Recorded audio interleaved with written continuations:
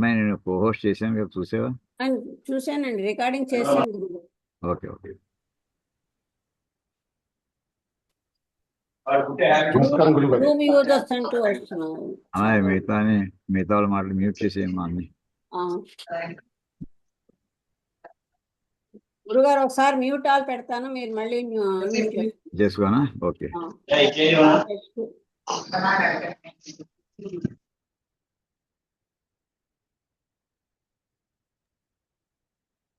నా మాట వినిపిస్తుంది ఇప్పుడు? వినిపిస్తుంది. ఓకే.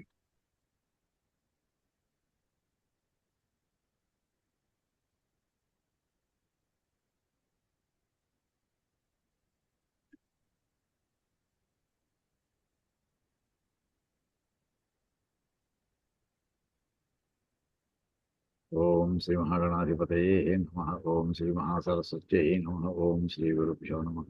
హరి ఓం. ఓం గణానాం త్వా గణపతిగం హవామహే కవిం కవీనాముపమశ్రవస్తమం జ్యేష్ఠరాజం బ్రహ్మణాం బ్రహ్మణస్పత ఆనశృణ్వన్నోతిభిः సేదసాదనం. ఓం దేవీం వాచమజనీం తదేవాస్తాం విశ్వరూపాః పశవో వదంతి सा नो मन्द्रेशमूर्जं दुहानाधेनुर्वागस्मान् सुष्ठुतैतु। ॐ नारायणं पद्मभुवं वसिष्ठं शक्तिं च तत्पुत्रपराशरं च व्यासं शुकं गौडपदं महान्तं गोविन्दयोगीन्द्रमथास्य शिष्यं श्रीशङ्कराचार्यमथाश्च पद्मपादं च हस्तामलकं च शिष्यं तं त्रोटकं वार्तिककारमन्यान् अस्मद्गुरून् सन्ततमानतोऽस्मि। श्रुतिस्मृतिपुराणानामालयं करुणालयं नमामि भगवत्पादं शङ्करं लोकशङ्करं। शङ्करं शङ्कराचार्यं केशवं बादरायणं सूत्रभाष्यकृतौ वन्दे भगवन्तौ पुनः पुनः।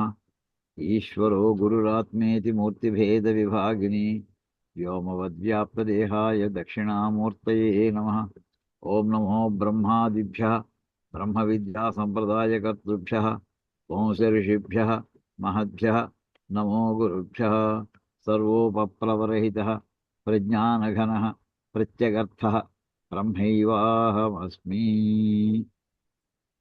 ॐ पार्थाय प्रतिबोधितां भगवता नारायणेन स्वयं व्यासेन ग्रथितां पुराणमुनिना मध्ये महाभारतम् अद्वैतामृतवर्षिणीं भगवतीमष्टादशाध्यायिनीम् अम्ब त्वामनुसन्दधामि भगवद्गीते भवद्वेषिणीम्। नमोऽस्तु ते व्यासविशालबुद्धे फुल्लारविन्दायतपत्रनेत्र येन त्वया भारततैलपूर्णः प्रज्वालितो ज्ञानमयप्रदीपः प्रपन्नपारिजाताय तोत्रवेत्रैकपाणये ज्ञानमुद्राय कृष्णाय गीतामृतदुहे नमः। वाचकः प्रणवो यस्य क्रीडावस्त्वखिलं जगत् श्रुतिराज्ञा वपुर्ज्ञानं तं वन्दे देवकीसुतम्। सर्वोपनिषदो गावो दोग्धा गोपालनन्दनः पार्थो वत्सः सुधीर्भोक्ता दुग्धं गीतामृतं महतु। वसुदेवसुतं देवं कंसचाणूरमर्दनं देवकी परमानन्दं कृष्णं वन्दे जगद्गुरुं। भीष्मद्रोणतटा जयद्रथजरा गान्धारनीलोत्पला शल्यग्राहवती कृपेण वहिनी कर्णेन वेलाकुला अश्वत्थामविकर्णघोरमकरा दुर्योधनावर्तिनी सोत्तीर्णा खलु पाण्डवैरणनदी कैवर्तके केशवे पाराशर्यवचः सरोजममलं गीतार्थगन्धोत्कटं नानाख्यानककेसरं हरिकथा सद्भानुना बोधितं लोके सज्जनषट्पदैरहरः पेपीयमानं मुदा भूयाद्भारतपङ्कजं कलिमलप्रध्वंसि न श्रीयसे मूकं करोति वाचालं पङ्गुं लङ्घयते गिरिं यत्कृपातमहं वन्दे परमानन्दमाधवं। यं ब्रह्मा वरुणेन्द्ररुद्रमरुतस्तुन्वन्ति दिव्यैस्तवैः वेदैः साङ्गपदक्रमोपनिषदैर्गायन्ति यं सामगाः ध्यानावस्थिततद्गतेन मनसा पश्यन्ति यं योगिनः यस्यान्तं न विदुःसुरासुरगणा देवाय तस्मै नमः। ॐ गुरुर्ब्रह्मा गुरुर्विष्णुः गुरुर्देवो महेश्वरः गुरुः साक्षात् परब्रह्म तस्मै श्रीगुरवे नमः। మన భగవద్గీతలోని 4వ అధ్యాయంలో 7-8 శ్లోకాల దగ్గర నుంచి డైవర్షన్ తీసుకున్నాం భాగవతంలోకి. పోతన గారి భాగవతం తీసుకుంటున్నాం. కారణం ఏంటంటే ఇంత భగవద్గీతలో కృష్ణ పరమాత్మ ఏ వాక్యాలు, ఏ నియమాలు, ఏమేమి సలహాలు చెప్పాడో అవన్నీ కూడా మనకి భాగవతంలో కనిపిస్తున్నాయి. అయితే ఇక్కడ యదా యదా హి ధర్మస్య గ్లానిర్భవతి అనే వాక్యాన్ని తీసుకుంటే ఇంకొంచెం జాగ్రత్తగా అబ్జర్వ్ చేస్తే ధర్మానికి ఎప్పుడెప్పుడు గ్లాని ఏర్పడిందో అనే మాట అన్నాడండి. అధర్మం అనలేదు అక్కడ ఆయన. ధర్మానికి గ్లాని జాగ్రత్త, ఒక్కొక్క పదం మళ్ళీ అనలైజ్ చేయండి. అభ్యుత్థానం అధర్మస్య, అధర్మం ఎప్పుడు వృద్ధి పొందిందో, ఉత్థానం అంటే పైకి లేవడం, అధర్మం ఎప్పుడు పైకి లేస్తుందో అంటే ధర్మము క్షీణించిందని అర్థమా? గ్లాని అంటే ధర్మం క్షీణించిందని. అభ్యుత్థానం అధర్మస్య, అధర్మం పెరుగుతోందని అంటున్నాడు కదా. అంటే దాని మీద నీడ పడుతోంది, ధర్మం మీద నీడ పడుతోంది. అంటే మసగగా ఉంది ధర్మం ఎక్కడికి పోలేదు. దాన్ని మసగగా చూసి వాళ్ళకి అలా ఉంది. దీనికి మనం ఇంతవరకు చెప్పుకున్నటువంటి కథల్లో ముఖ్యంగా ఈ జయ విజయుల్ని శపించే వృత్తాంతం దగ్గర ఇదివరకు ఎప్పుడు ఎంత సీరియస్గా ఆలోచించలేదు. ఇప్పుడు ఆలోచిస్తుంటే వాళ్ళు అవమానం చేశారు సనకాదులని, నలుగురిని. జయ విజయులు ఇద్దరు ద్వారపాలకుల రూపంలో ఉండి వాళ్ళు ఎటువంటి స్థాయిలో వాళ్ళు అసలు మామూలుగా శ్రీ మహావిష్ణువు యొక్క ద్వారపాలక స్థానానికి రావాలంటే ఎంత పుణ్యం చేసి ఉండాలి వాళ్ళు. అసలు ఎవరు పడితే వాళ్ళని అలా అపాయింట్ చేయడు కదా. అంటే ఎంతో మహాపుణ్యం చేసి కొన్ని వేల అనంత కోటి జన్మలు వాళ్ళు తపస్సు చేస్తే పొందినటువంటి ఆ పుణ్య ఫలం మూలంగా వాళ్ళకి శ్రీ మహావిష్ణువు ద్వారం దగ్గర ద్వారపాలక యోగం కలిగింది. ఆ పుణ్యం ఒక్క తపస్సు, ఆయన ద్వారపాలకుడిగానే వాళ్ళు తపస్సు చేసి ఉంటారా? ఎంత సాధువు వ్రతం చేసి ఉంటారు వాళ్ళు. అసలు అక్కడి నుంచి ప్రారంభిద్దాం ఉండాలి ఎనాలిసిస్. జయ విజయులు ఎంత వాళ్ళు నిష్ఠతోటి ఎంత తపస్సు చేసి ఉండాలి అసలు. అక్కడ అలాటపా ఉద్యోగం కదా ఇది. శ్రీ మహావిష్ణువు యొక్క సాక్షాత్ ఆయన భవనం దగ్గర ద్వారపాలక పదవి వైకుంఠంలోనే అసలు దోషం అనేది ఉండదని చెప్తాడు భాగవతం మనం చదివాం. అటువంటి ఆ దోషరహిత స్థానంలో ఉద్యోగం ఉండాలంటే ఇక శాశ్వతమైనటువంటి పెర్మనెంట్ ఉద్యోగాలు వాడు ఎంత తపస్సు చేస్తుంటే అలాంటి వాళ్ళు కూడా భ్రాంతిలో పడి వీళ్ళని అవమానం చేయడం జరిగింది. చూడండి, మనం ఏమైనా ఎక్సెప్షనా? ఎలాంటి సత్పురుషులైనా మనం అవమానం చేసే పరిస్థితులు రావచ్చు, జరగచ్చు. ఎంత కంట్రోల్డ్గా మనం ఉండాలో చూడండి అసలు. అంటే ఒకసారి అనాలిసిస్ కోసం చెప్తున్నాను నేను. సరే, వాళ్ళు ఏదో అన్నారయ్యా, వాళ్ళు పూర్వజన్మలో చేసి వాళ్ళ ఉద్యోగం వచ్చేసింది, వీళ్ళ ఉద్యోగాలు లేవు. వీళ్ళు తపస్సు చేయడం వీళ్ళ ఉద్యోగం. ఈ నలుగురికి యుగ యుగాల నుంచి చేస్తున్నారు ఈ సనకాదులు. వాళ్ళు మించినటువంటి వైరాగ్య సంపన్నం ఎవరు లేరేమో అనిపిస్తుంది అసలు. అటువంటి వాళ్ళు ఒక క్షణంలో వాళ్ళు అవమానం చేసేవాళ్ళు, వీళ్ళు రెచ్చిపోయారు. వీళ్ళు వెంటనే చెప్పించేశారు. అంటే ఇద్దరు కూడా పుణ్యాత్తులు. గుర్తెట్టుకోండి, మొన్న అయితే సనకాదుల గురించి వాళ్ళు పుణ్యాత్తులను, ద్వారపాలకుడు కూడా మహాపుణ్యం చేసే ఆ పదవి వచ్చి ఉండేది కాదు. ఒక పుణ్యం చేసినటువంటి వాడు ఇంకొక పుణ్యం చేస్తున్న వాడిని అవమానం చేశాడు. ఈ రెండు ఆయన పుణ్యం చేస్తున్నటువంటి ఆయన మొదటి పుణ్యం చేసి వచ్చినటువంటి వాడు ఈయన చెప్పించాడు. ఇదండి, ఇది ధర్మానికి గ్లాని అంటే ఇలా ఉంటుందన్నమాట అని అనిపిస్తుంది. ఇది దుర్మార్గులు ఎవరు లేరు, గుర్తుపెట్టుకోండి. అప్పుడు ఎవరు రాక్షసులు కాదు వీళ్ళు. రాక్షసులు అయ్యాక పాపాలు చేస్తారు. వీళ్ళు రాక్షసులు కాదు. వీళ్ళు రాక్షసులు కాని వాళ్ళు కూడా ధర్మాచరణ నుంచి కొంచెం జారిపోయే అవకాశాలు వస్తాయి అని అర్థం చేసుకోవాలి. అయితే ఇంక జయ విజయ కథ అక్కడ అయిపోవాలి. అసలు హిరణ్యాక్షుడు లేడు, హిరణ్యకశిపుడు లేడు. అసలు వాళ్ళు చేసిన చిన్న పొరపాటికి ఎంత శిక్ష పడిందో చూడండి. ఈ విశ్వం యొక్క రచనలో ఎక్స్ట్రా క్యారెక్టర్స్ అయి కూర్చున్నారు వాళ్ళు.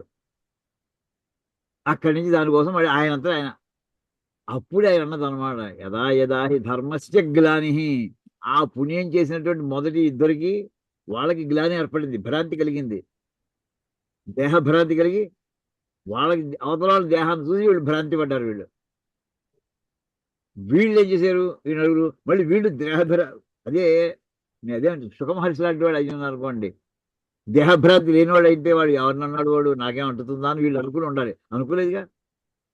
అది రెండోది. మూడోది శ్రీ మహావిష్ణువు వచ్చి ఆయన మాట్లాడితే వీళ్ళకి ఏమొచ్చిందండి, ఆ మాట కూడా మనం పద్యంలో చదువుకున్నాం. ఏమిటినా శ్రీ మహావిష్ణువు ఏది చెప్తున్నాడు వీడు, ఆయన మనని తిడుతున్నాడా పొగుడుతున్నాడా అని కూడా అనుకున్నారండి వీడు. ఆ మాట కూడా మీకు ఆ వాక్యం చదివి వినిపించాను మనం. శ్రీ మహావిష్ణువు వాక్యం ఇప్పుడు కూడా ధర్మబద్ధము తప్ప ఇంకోటి ఉండదు. ఈ అనుమానం ఎందుకు వచ్చి ఉంటుంది అసలు, ఆయన తిడుతున్నాడా పొగుడుతున్నాడా అనే మాట ఎందుకు వచ్చిందన్నమాట అంటే ఎక్కడో సంశయం వస్తుంది వీళ్ళకి, ఎక్కడో సంశయం ఉంది, లేకపోతే ఆ మాట ఎందుకు వస్తుందంట అసలు, ఆ మాట అర్థం లేదు వీళ్ళకి. శ్రీ మహావిష్ణువు యొక్క వాక్యం అదే ఎందుకంటారు వాళ్ళు. ఆయన దర్శనమిచ్చిన స్వామి ఏదో మేము ఆవేశం మేము అనేసం నీ ఇష్టం చేసేవి అనొచ్చు కదా వీళ్ళు, అలాగా అనలేదు వీళ్ళు. వీళ్ళు మెల్తిగా మాట్లాడే ఆయన కొరకంగా ఆయన మాట్లాడాడు. ఇందులో ఎక్కడ పాపాత్ములు ఎవరైనా ఉన్నారా ఈ ముగ్గురులోనూ? ఎవరు లేరు. అటువంటి వాళ్ళలోనే ధర్మం జారిపోయేటువంటి పరిస్థితి వచ్చిందండి. సరే, ఇది ఒక ఫస్ట్ స్టేజ్. సెకండ్ స్టేజ్ చూడండి. ఆ దితి కష్టపడింది, సాయంకాలం సంధ్యాకాలంలో వచ్చింది కోరిక తీర్చమంటుంది. ఆ వచ్చినప్పుడు అది ఎంత ఆవేశంతో వచ్చి ఉన్నా కానీ ఈయన బ్రహ్మర్షి, బ్రహ్మ మానస పుత్రుడు, నవ ప్రజాపతుల్లో ప్రధానమైనటువంటి వాడు. అది ఏం చేసినా ఎంత దురాగతాలు చేసినా సరే ఈయన అక్కడి నుంచి వెళ్ళిపోతాను చెప్పి వెళ్ళిపోవచ్చు కదా అసలు. ఉండడం ఏంటి అసలు అక్కడ, అది అలా ప్రవర్తిస్తుంటే. ఈయన ధర్మాత్ముడు, ఈయన అధర్మాత్ముడు కాదు. అది దితిజి కూడా దక్ష ప్రజాపతి సంతానంలో పుట్టినటువంటిది. దానికి ధర్మధర్మాలు తెలుసు. దానికి ఆవేశం కలిగిందంటే కర్మ అలా ఉంది. అది అలా ప్రవర్తించాక ఈయన అక్కడి నుంచి వెళ్ళిపోవచ్చు కదా, నేను అధర్మం చెయ్యను అని. వెళ్ళలేదు. ఆ క్షణంలో ఈయన దాని కోరిక తీర్చడానికి సిద్ధపడ్డాడు. ధర్మాత్ముడైనటువంటి వాడు అధర్మం చేశాడు. జరిగింది అది. అది అయిపోయితే దాన్ని స్నానం చేసి వచ్చి కూర్చున్నాడు, గాయత్రి జపం చేస్తున్నాడు, భాగవతంలో రాశాడండి. తనకి పాపం అంటకుండా చూసుకున్నాడు ఆయన, కానీ పాపం అయిపోయింది అక్కడికి. దానికి చెప్పాడు, రుద్రుడు విజృంభించి తిరుగుతున్నాడు ఇక్కడ, బంధం నీ మరిది అంటూ చెప్పాడు. అతను దయాదాక్షిణ్యాలు ఉండవు, దయాదాక్షిణ్యాలు ఉండవు. ఈ దయాదాక్షిణ్యాలు ఉండడానికంటే నేను నిన్న కాక మొన్న 3 రోజుల క్రితం అండి ఓ సంఘటన జరిగిందండి. అది చెప్పాలండి. అలా రుద్రుని యొక్క రౌద్రం ఎలా ఉంటుందో, రుద్రుని యొక్క రౌద్రం ఎలా ఉంటుందో అండి. అంటే ఆ శిక్ష చూసే భయం వేస్తుంది. మన వేదభారతి అభిమానుల్లోనే ఒక ఆయన ఉన్నారండి, రమేష్ గారిని, పద్మారావు నగర్లో ఉంటారు. ఆయన ఓ ఫోటో చూపించారండి. ఒక 16 ఏళ్ల కుర్రాడు, ఈ మధ్య 6 నెలల క్రితం జరిగిందండి. 16 ఏళ్ళు ఉంటాయి సుమారుగా. మామూలు ఇప్పుడు సిటీలో హై టెన్షన్ వైర్స్ పక్కనే అపార్ట్మెంట్స్ వచ్చేస్తున్నాయి, ఇళ్ళు వచ్చేస్తున్నాయండి. అది అందరికీ తెలిసిందే. ఇప్పుడు అక్కడ దాదాపు దూరంగా ఉండాల్సిన లేదు. అది అది లాగి పడేస్తుంది. చేతిలో ఎనప కడ్డీ అని ఉందంటే టక్కుని అట్రాక్ట్ చేసేస్తుంది. అది దాని మ్యాగ్నెటిక్ పవర్ అంతలా ఉంటుంది. అది ఈ కుర్రాడు పైన టెరేసి బట్టలు ఆరేసుకున్నట్ట అది వెళ్ళి ఏమైందంటే ఆ హై టెన్షన్ వైర్ మీద ఎగిరి గాలికి ఎగిరి అక్కడ పడిందిటండి. చూడండి ఎందుకు మరి ఆవేశపడ్డాడో, ఆ పంచి లాక్కుందామని తీసుకొని చెయ్యి పట్టుకున్నట్టండి. ఏమైందో తెలుసునండి, అతని చెయ్య ఇక్కడికి కట్ అయిపోయిందండి. చెయ్యి కట్ అయిపోయింది, బాహు కింద బాహుమూలం దగ్గర కట్ అయిపోయి చెయ్యి లేదు అక్కడ. రెండో చెయ్యి ముంజేది మన రిస్ట్ దగ్గర అక్కడ కట్ అయిపోయి ఊడిపోయిందండి, చెయ్యి ఊడిపోయింది. 2 కాళ్ళు పాదాలు ఊడిపోయాయండి.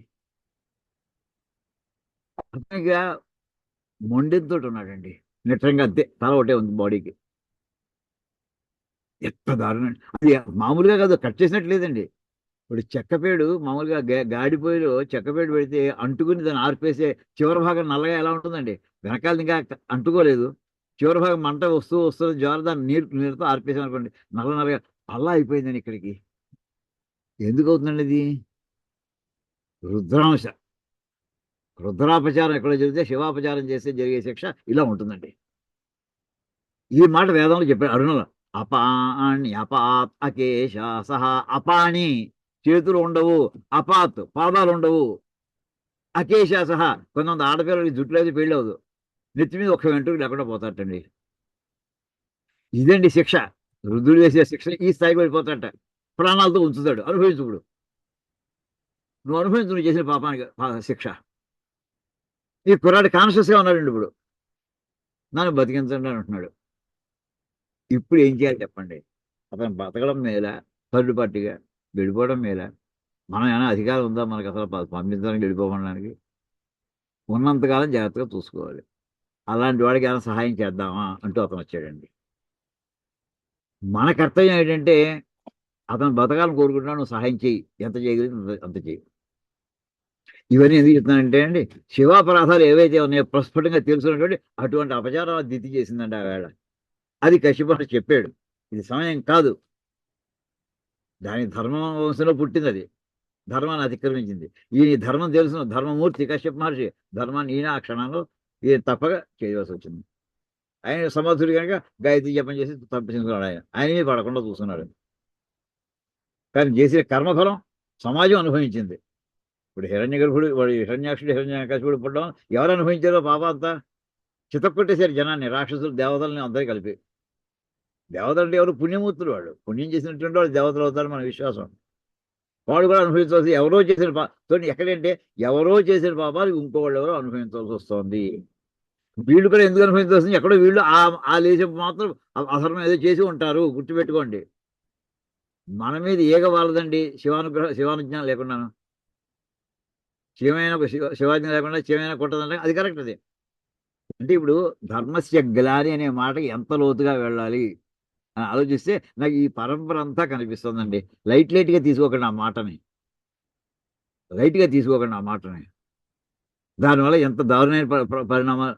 ఆ జన్మతో అయిపోయిందా రావణాసుడు, మళ్ళీ కుంభకర్ణుడు, అది అయిపోయిందా శిశుపాలుడు, దంతభక్తుడు. 3 తరాల వరకు దెబ్బలాడుకున్నారు. చివరికి ఆయన అనుగ్రహించాడు కానీ 3 తరాలతో ఆపేశాడు ఆయన. విష్ణుమూర్తి అనుగ్రహించి ఆపేస్తాను వీళ్ళకి అని. ఇది ఈ ఆస్పెక్ట్ మనం చూద్దామని బయలుదేరామండి. అంటే ఆ వాక్యంలో ధర్మస్య గ్లాని అనే మాట ఇదే. గ్లానిర్భవతి అంటే ఏమిటి? గ్లాని అంటే ఏమిటి అసలు? వీళ్ళు అధర్మం చేశారా ఎవరన్నా? ధర్మం నుంచి ఆ క్షణంలో జారారు, ధర్మం నుంచి జారారు.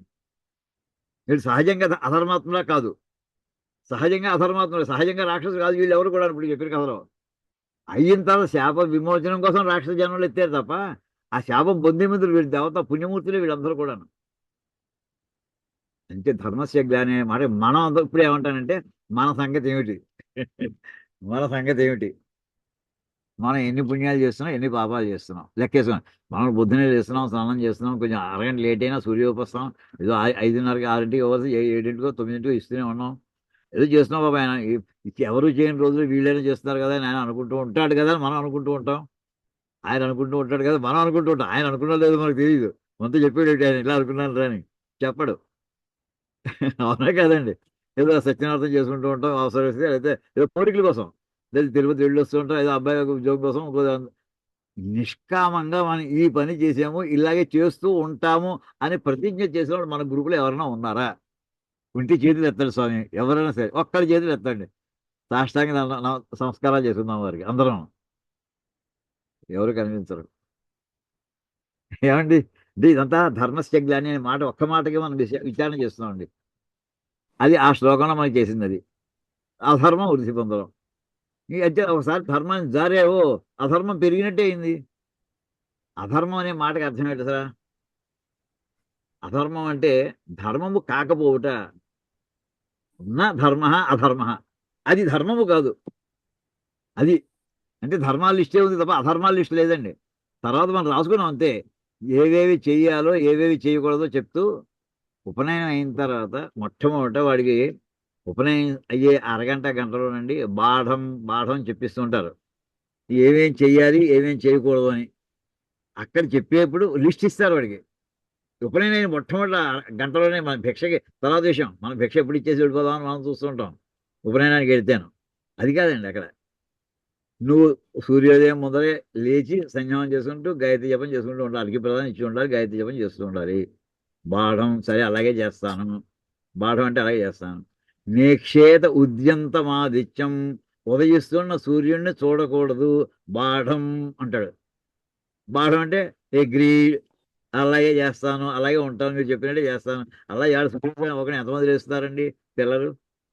ఎవరింటైనా 7 గంటల ముందర పిల్లలు లేచి ప్రశ్న కనిపిస్తుందా? ఎక్కడో రేడిగా ఉంటారు తప్ప. ఇప్పుడు ఇవన్నీ ధర్మము నుంచి జారిపోవటం అంటే చెప్పిన ధర్మాన్ని ఆచరించకపోవటం అధర్మం అండి. అలా అందం. చెప్పిన ధర్మాన్ని ఆచరించకపోవట. అలా తీసుకుంటే అప్పటికి మనకి అన్నిటికీ అన్యాయం కుదురుతుంది అనిపిస్తుందండి. వీళ్ళందరూ వాళ్ళకి తెలియదా, కశ్యప మహర్షికి తెలియదా, వాళ్ళకి తెలియదా, ద్వారపాలకులో పుట్టినటువంటి వాడు జన్మ జన్మాంతరాల సంస్కారం ఏమైపోయింది వాళ్ళకి. ఆ క్షణంలో మాయ కప్పినట్టు కప్పేసింది అంతే. అది విష్ణు యొక్క మాయ కావచ్చు, తర్వాత విషయం అది. కానీ మనం మాయ పడుతుంటే మహర్షులు అయినట్టు నా మీద మాయ పడుతోందయ్యా అనేటటువంటి స్థితికి వస్తే అప్పుడు వాడు మాయ యొక్క స్థానం అది మీద పడిపోతాం. ఆ మాట ఇప్పుడు ప్రహ్లాద చరిత్రలో కనిపిస్తుందండి. దానికోసం ఈ ఉపోద్ఘాతం అంతాను. మాయ గురించి ఎక్కడ చూడండి, ఎప్పుడో పద్యాలు చూద్దామండి. ఎంత అందంగా ఉంటాయి. ప్రహ్లాదు గురించి ఎంత చెప్పినా తక్కువ అనిపిస్తుందండి అసలు. ఇది మొన్న మనం కొంతవరకు చూసుకున్నామండి. ఈ పద్యాలు చూద్దాం.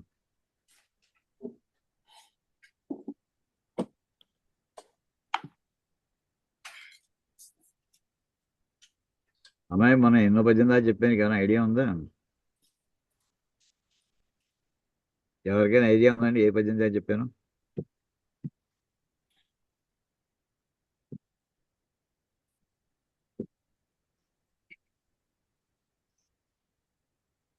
అక్కడ హిరణ్యకశిపుడు ప్రహ్లాదుడిని విద్యాభ్యాసానికి ఈ కంజాక్షక అది చెప్పుకున్నామండి. ఈ కంజాక్షుడు చెప్పినట్టున్నాం కదా, చెప్పారండి. చెప్పుకున్నాం. ఇది అయింది ఏమండి, ఇది ఇంక మళ్ళీ అయిపోయింది, మళ్ళీ చెప్పుకోకలేదండి. తర్వాత మళ్ళీ వీళ్ళు తీసుకెళ్ళారు. విష్ణు నామస్మరణ తప్ప మిగతా అన్ని శాస్త్రాలు బోధన చేశారు చండామార్పులు. అంటే ఆ ఆ, భృగువంశంలో పుట్టినటువంటి ఆచార్యులు తీసి మళ్ళీ పట్టుకు మీ అబ్బాయి యొక్క చదువు చూసుకోవాలి ఎంత బాగా చేశాడు అది అంటే అప్పటికి ఇప్పటికి మళ్ళీ పరీక్షించాడు. మళ్ళీ అవే ప్రారంభించాడు. ఇందాక పద్యాలని చెప్పడం ప్రారంభించాడు. ఆయన వాళ్ళనే కోపం వచ్చింది ముందర.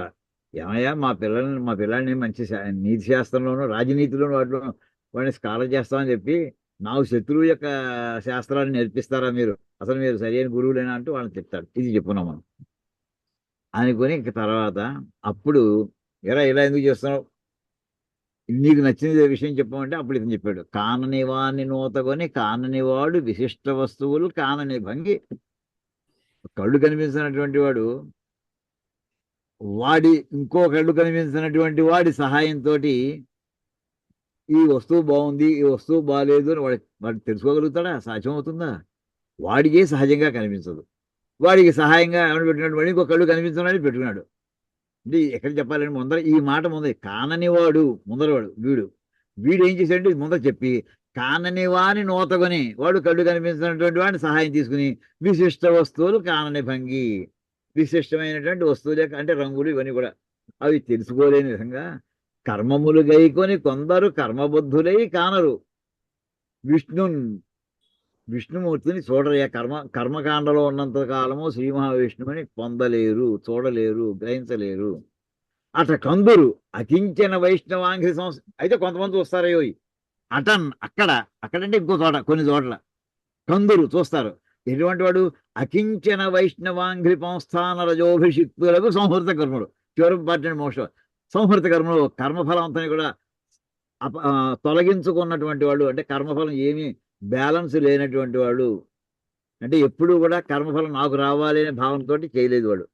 కర్మఫలాసక్తితో చేసినవాడు కాకుండా కర్మఫలాసక్తి లేకుండా నిష్కామంగా చేసినటువంటి వాళ్ళు ఎలా ఉంటారు? దానికి విశేషం అండి. అకించన వైష్ణవాంఘ్రి సంస్థాన రజోభిషిక్తులు.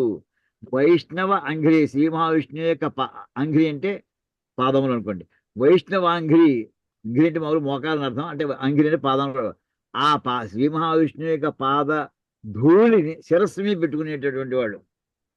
శ్రీ మహావిష్ణు పూజ చేసి ఆ పూజలో దేంతో చేస్తారో వైష్ణవాంఘ్రి సంస్థానం పాదముల దగ్గర ఉండేటటువంటి రజ పరాగముతోటి పువ్వుల్లో పడి కావచ్చు, లేదా ఆయన యొక్క ఆ పాదాల దగ్గర ఉండేటటువంటి ఆ రజస్సుని ధూళి కణాలని శిరస్సు మీద అభిషిక్తులు ఉంటే శిరస్సుని ఉంచుకోవడం.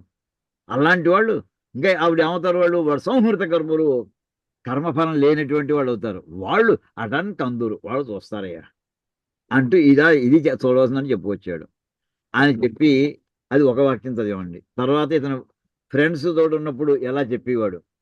సంసారము ఇది బుద్ధి సాధ్యము మనం యాక్చువల్లీ ఈ వేదాంతం కోసం మనం ఇందులో రిఫరెన్స్కి వచ్చామని గుర్తుపెట్టుకునే కథ కోసం కాదు వస్తాను. ఇంపార్టెంట్ శ్లోకాలు అందులో చెప్పినటువంటి పాయింట్స్ని మనం కన్ఫర్మ్ చేసుకోవడానికి ఇందులో వేదాంత భాగాలు కండి. సంసారం ఇది బుద్ధి సాధ్యము, గుణకర్మ గణబద్ధం అజ్ఞాన కారణంబు కలవంటిది, ఇంతియ కానీ నిక్కము కాదు, సర్వార్థములు మనస్సంభవములు, స్వప్న జా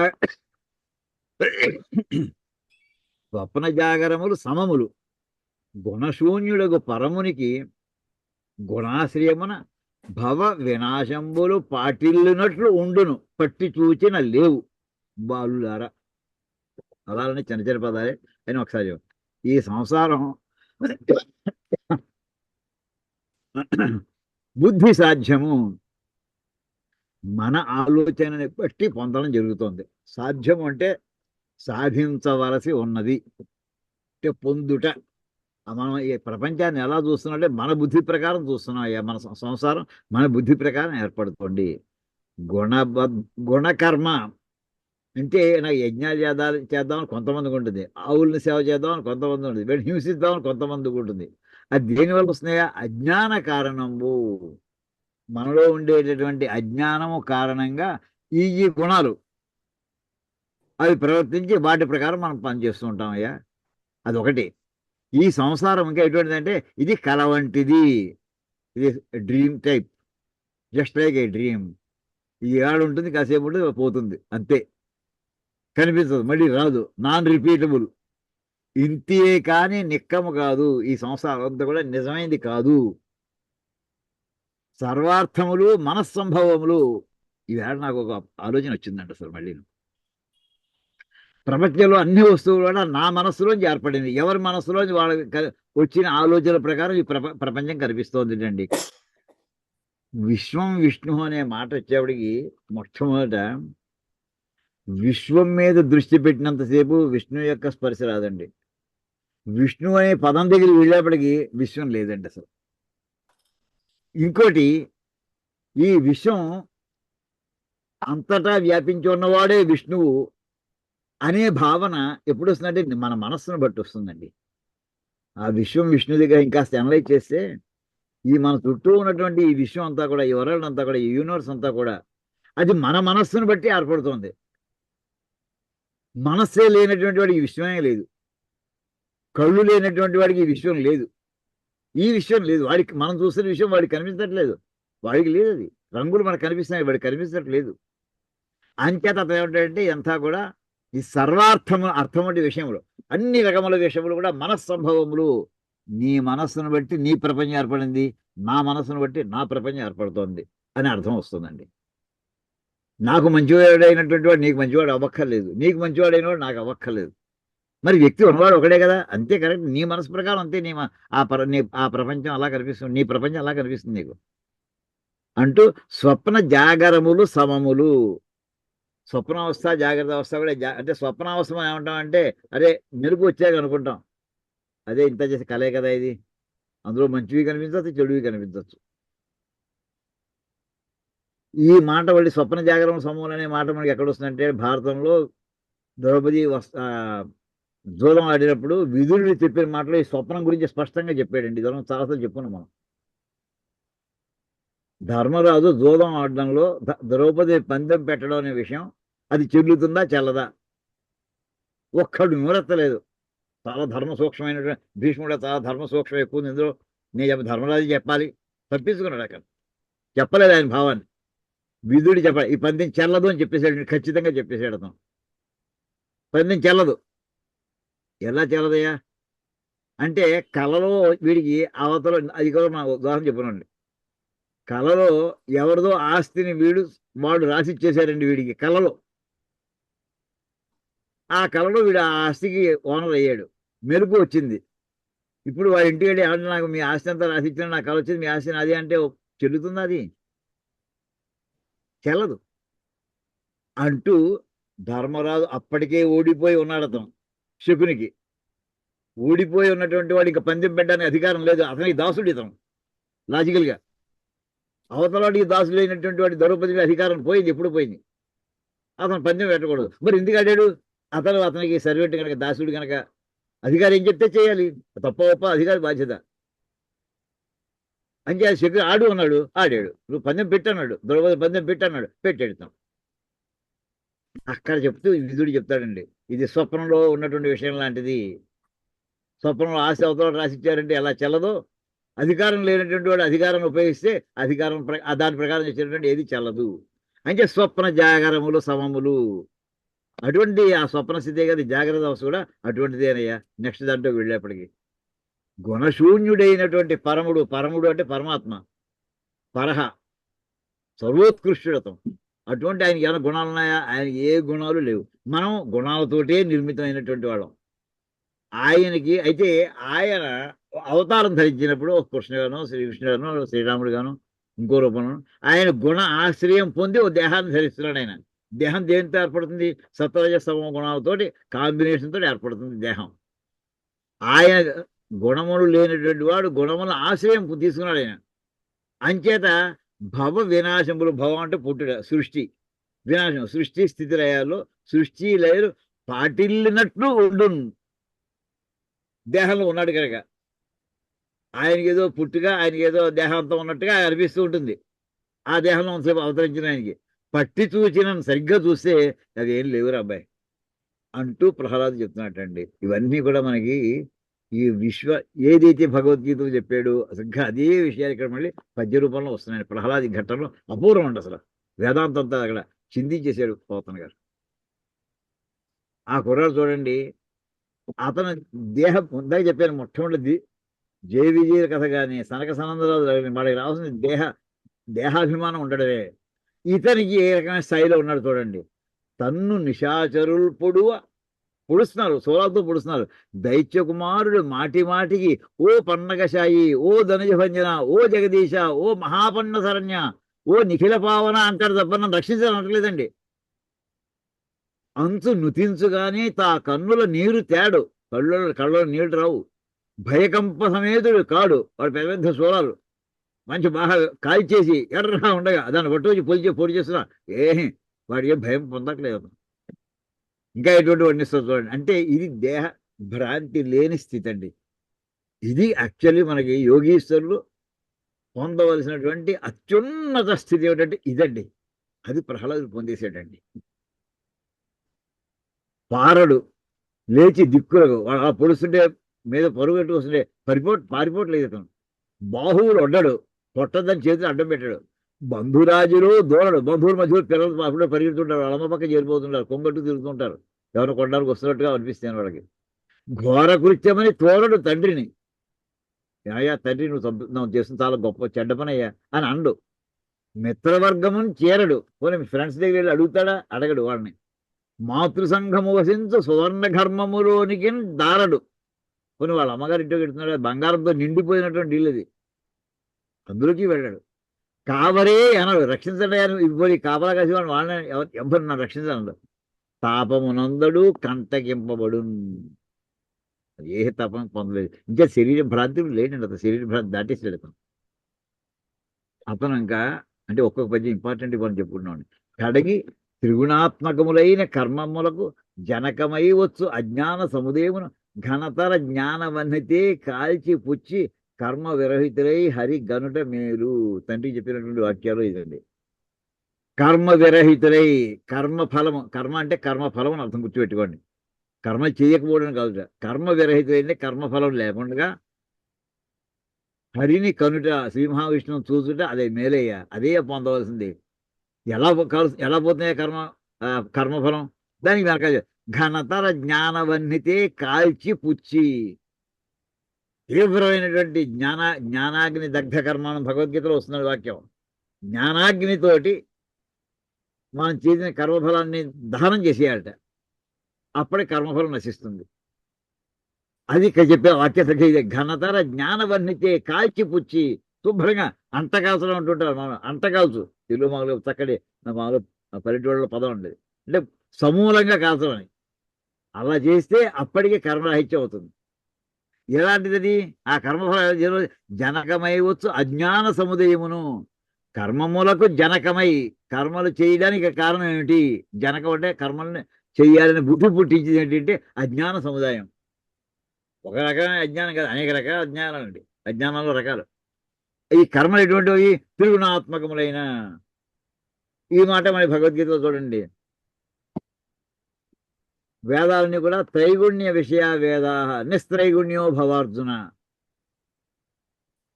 అంటే అందుకని మనకి భగవద్గీతలో ఏది శ్లోక రూపంలో చెప్పుకున్నామో సరిగ్గా అదే పదాలతో ఇక్కడ మనకి ప్రహ్లాద చేతిలో పోతనగా తెలుగులో కనిపిస్తున్నాయండి.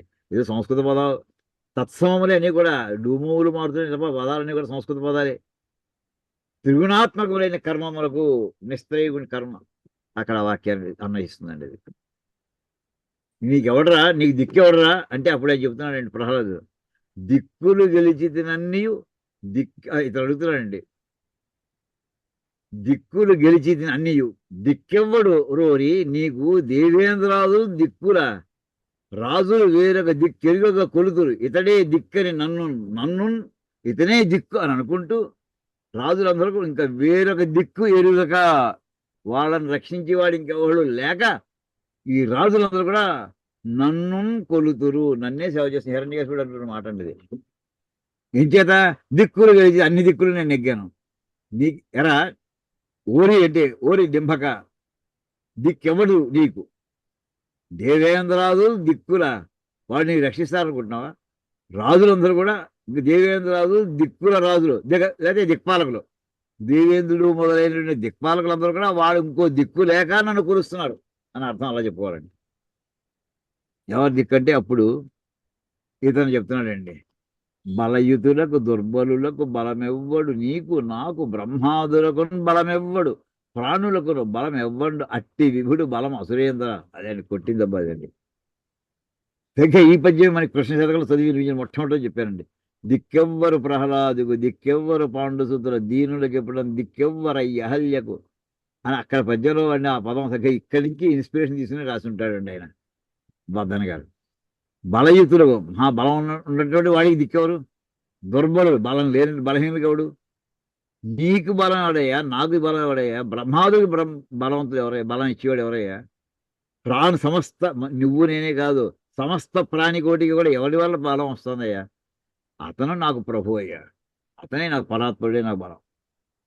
ఇంకోటి దిక్కులు కాలముతోనే దిక్కున లేకుండా, దిక్కులు కాలము ఈ రెండు సైంటిఫిక్ ఇన్ఫర్మేషన్ అండి. డైరెక్షన్ అనేది వెక్టార్స్ అని చెప్తాం. వెక్టార్ అనాలిసిస్ అని పెద్ద సబ్జెక్ట్ అండి మ్యాథమెటిక్స్లో, వెక్టార్ అనాలిసిస్. ఇంకోటి స్కేలార్స్ అంటుంటాం. ఈ దిక్కుతోటి కాలం కూడా దాంతో వస్తుంది. ఈ దిక్కులు కాలాన్ని మనవాడు సైంటిఫిక్ ఆస్పెక్ట్ ఐడెంటిఫై చేశారండి ఏన్షియంట్ టైమ్స్లోనే. అవి ఏవీ లేవయ్యా, కానీ కలుగ దిక్కులు మొదలై దిక్కుగల లేని వారికి దిక్కయ్యేడు వాడు నాకు దిక్కు మహాత్మా. దిక్కులు ఉన్నవాళ్ళకి దిక్కు లేనటువంటి వాడు కూడా ఎవడైతే దిక్కో అతనే నాకు దిక్కయ్యా అన్నాడు. ఆ దిక్కు అనే మాట మీద ఎంత గొప్ప పద్యాలు రాశాడో చూడండి. అంటే స్పేస్ దిక్కులు అంటే అక్కడ స్పేస్ కాంటెక్స్ట్ తీసుకోండి, టైం స్పేస్ అండ్ టైం ఇవాళ ఈజీ కూడా ఎంసీ స్క్వేర్ మన ఫార్ములా తోటి ఐన్స్టీన్ చెప్పిన formula one of the greatest formula మ్యాథమెటిక్స్లో. ఆ స్థితిని దాటినటువంటి కండిషన్ ఒకటి ఉందయ్యా, స్పేస్ టైం దాటిన కండిషన్ ఒకటి ఉంది. ఆ కండిషన్ వల్ల ఓ ఎంటిటీ ఏదో ఉంది, ఆ ఎంటిటీయే అతని నుంచి స్పేస్ టైం ఏర్పడింది. ఆ స్పేస్ టైంలోంచి మిగతా స్పేస్ ఏర్పడింది, టైం విడిగా ఏర్పడ్డాయి, అందులోంచి జీవరాశి అంతా వచ్చింది. ఇది మన ఇవాళ జీనియాలజీ అంతా కూడా జనన క్రమం. ఆ పరమ మూలమైనటువంటి స్థితి ఏదైనా దాని గురించి ఇక్కడ వర్ణిస్తున్నాడండి. ఇది అంటే బియాండ్ స్పేస్ టైం ఏముంది, ఎస్ ఇక్కడ చెప్పాడు, రెఫరెన్స్ ఇచ్చాడు, కాన్సెప్ట్ మన వాళ్ళకు ఉంది, ఆ వేళకి స్పష్టంగా ఉంది. సైంటిఫిక్ శ్లోకం పద్యం ఉండేది, పూర్తిగా సైంటిఫిక్ ఇది. తర్వాత అప్పుడు అతను అంటాడు ఆఖరిని ఉగ్రత్వంతో హిరణ్యకశిపుడు, వినరా డెంభక మూఢ చిత్త గరిమన్ విష్ణుండు విశ్వాత్మకుండని భాషించదవు అయినన్ ఇందు గలడే అంచు మదోద్రేకి. ఇక్కడ మదము అని చెప్పాడు, పొగరెక్కిపోయిన అర్థం అండి. మదోద్రేకి ధనుజేంద్రుండు అరచేత వ్రేసన్ మహోదగ్ర ప్రభాశుంభమున్ జన దృగ్భీషణ దంభమున్ హరిజను సంరంభమున్ స్తంభాన్ని ఒక్క అరిచేత్తో కొట్టేటండి. గదతో కొట్టాడు మనం చెప్తుంటారు, లేదు చేత్తో కొట్టాడు, అరిచేత్తో కొట్టాడు, స్పష్టంగా చెప్తున్నాడు ఇక్కడ. కొట్టాడు, అందులోంచి ఆయన రావడం అదంతా ఆయన యొక్క ఆవిర్భావ ఘట్టం అంతా కూడా అది పెద్ద 2 పేజీలు మనకి ప్రోజ్ అండి, గద్య. ఎక్కడున్నాడు చూపించంటే అప్పుడు రాసిన పద్యం అనేది కలడు అంబోధి పంచమహాభూతాల్లోనే ఉన్నాడయ్యా వెతకవయ్యా నువ్వు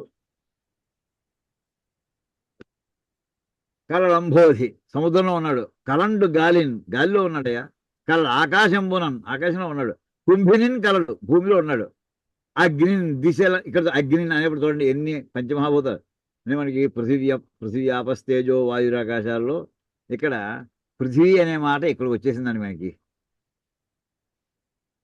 ఏమండి పృథివీ అనే మాట ఇక్కడ మనకి ఇదో కుంభిని అనే చోట పృథివీ ఆపహ అనే దానికి అంబోధి పృథివీ ఆపహ తేజ అగ్ని ఇక్కడ అగ్ని వాయు కరెంటు గాలి ఆకాశం కల పంచమహాభూతాల్లోనూ ఉన్నాడయ్యా ఇవి కాకుండా ఇంకా రిలేటివ్ ఆస్పెక్ట్స్ ఏమున్నాయి దిశలన్ దిక్కులో ఉన్నాడు నిశలన్ పగలు రాత్రి అంటే ఇది టైంలో వచ్చింది స్పేస్లో ఉన్నాడు టైంలో ఉన్నాడు ఖజ్యోత చంద్రాత్మరం గలడు ఖజ్యోతుడు అంటే సూర్యుడు ఆకాశాన్ని ప్రకాశింపజేసేవాడు సూర్యుడిలో ఉన్నాడు చంద్రుడిలో ఉన్నాడయ్యా ఆత్మరూపంలో ఉన్నాడయ్యా ఓంకారంలో ఉన్నాడయ్యా త్రిమూర్తిలో ఉన్నాడయ్యా ఓంకారంలో ఉంటేనే మొత్తం అన్నింటిలోకి వస్తుంది త్రిలింగ వ్యక్తులందు అంతటం కలడు ఈశుండు కలండు తండ్రి ఇంకా ఇక్కడ ఉన్నాడా అక్కడ ఉన్నాడు వెతకలేందుకయ్యా ఎక్కడ పడితే అక్కడ ఉన్నాడు ఆయన అంటూ ఖచ్చితంగా చెప్పాడండి ఇది ఏ ఆస్పెక్ట్ ఇది సైంటిఫిక్ ఆస్పెక్ట్లోకి వస్తుందండి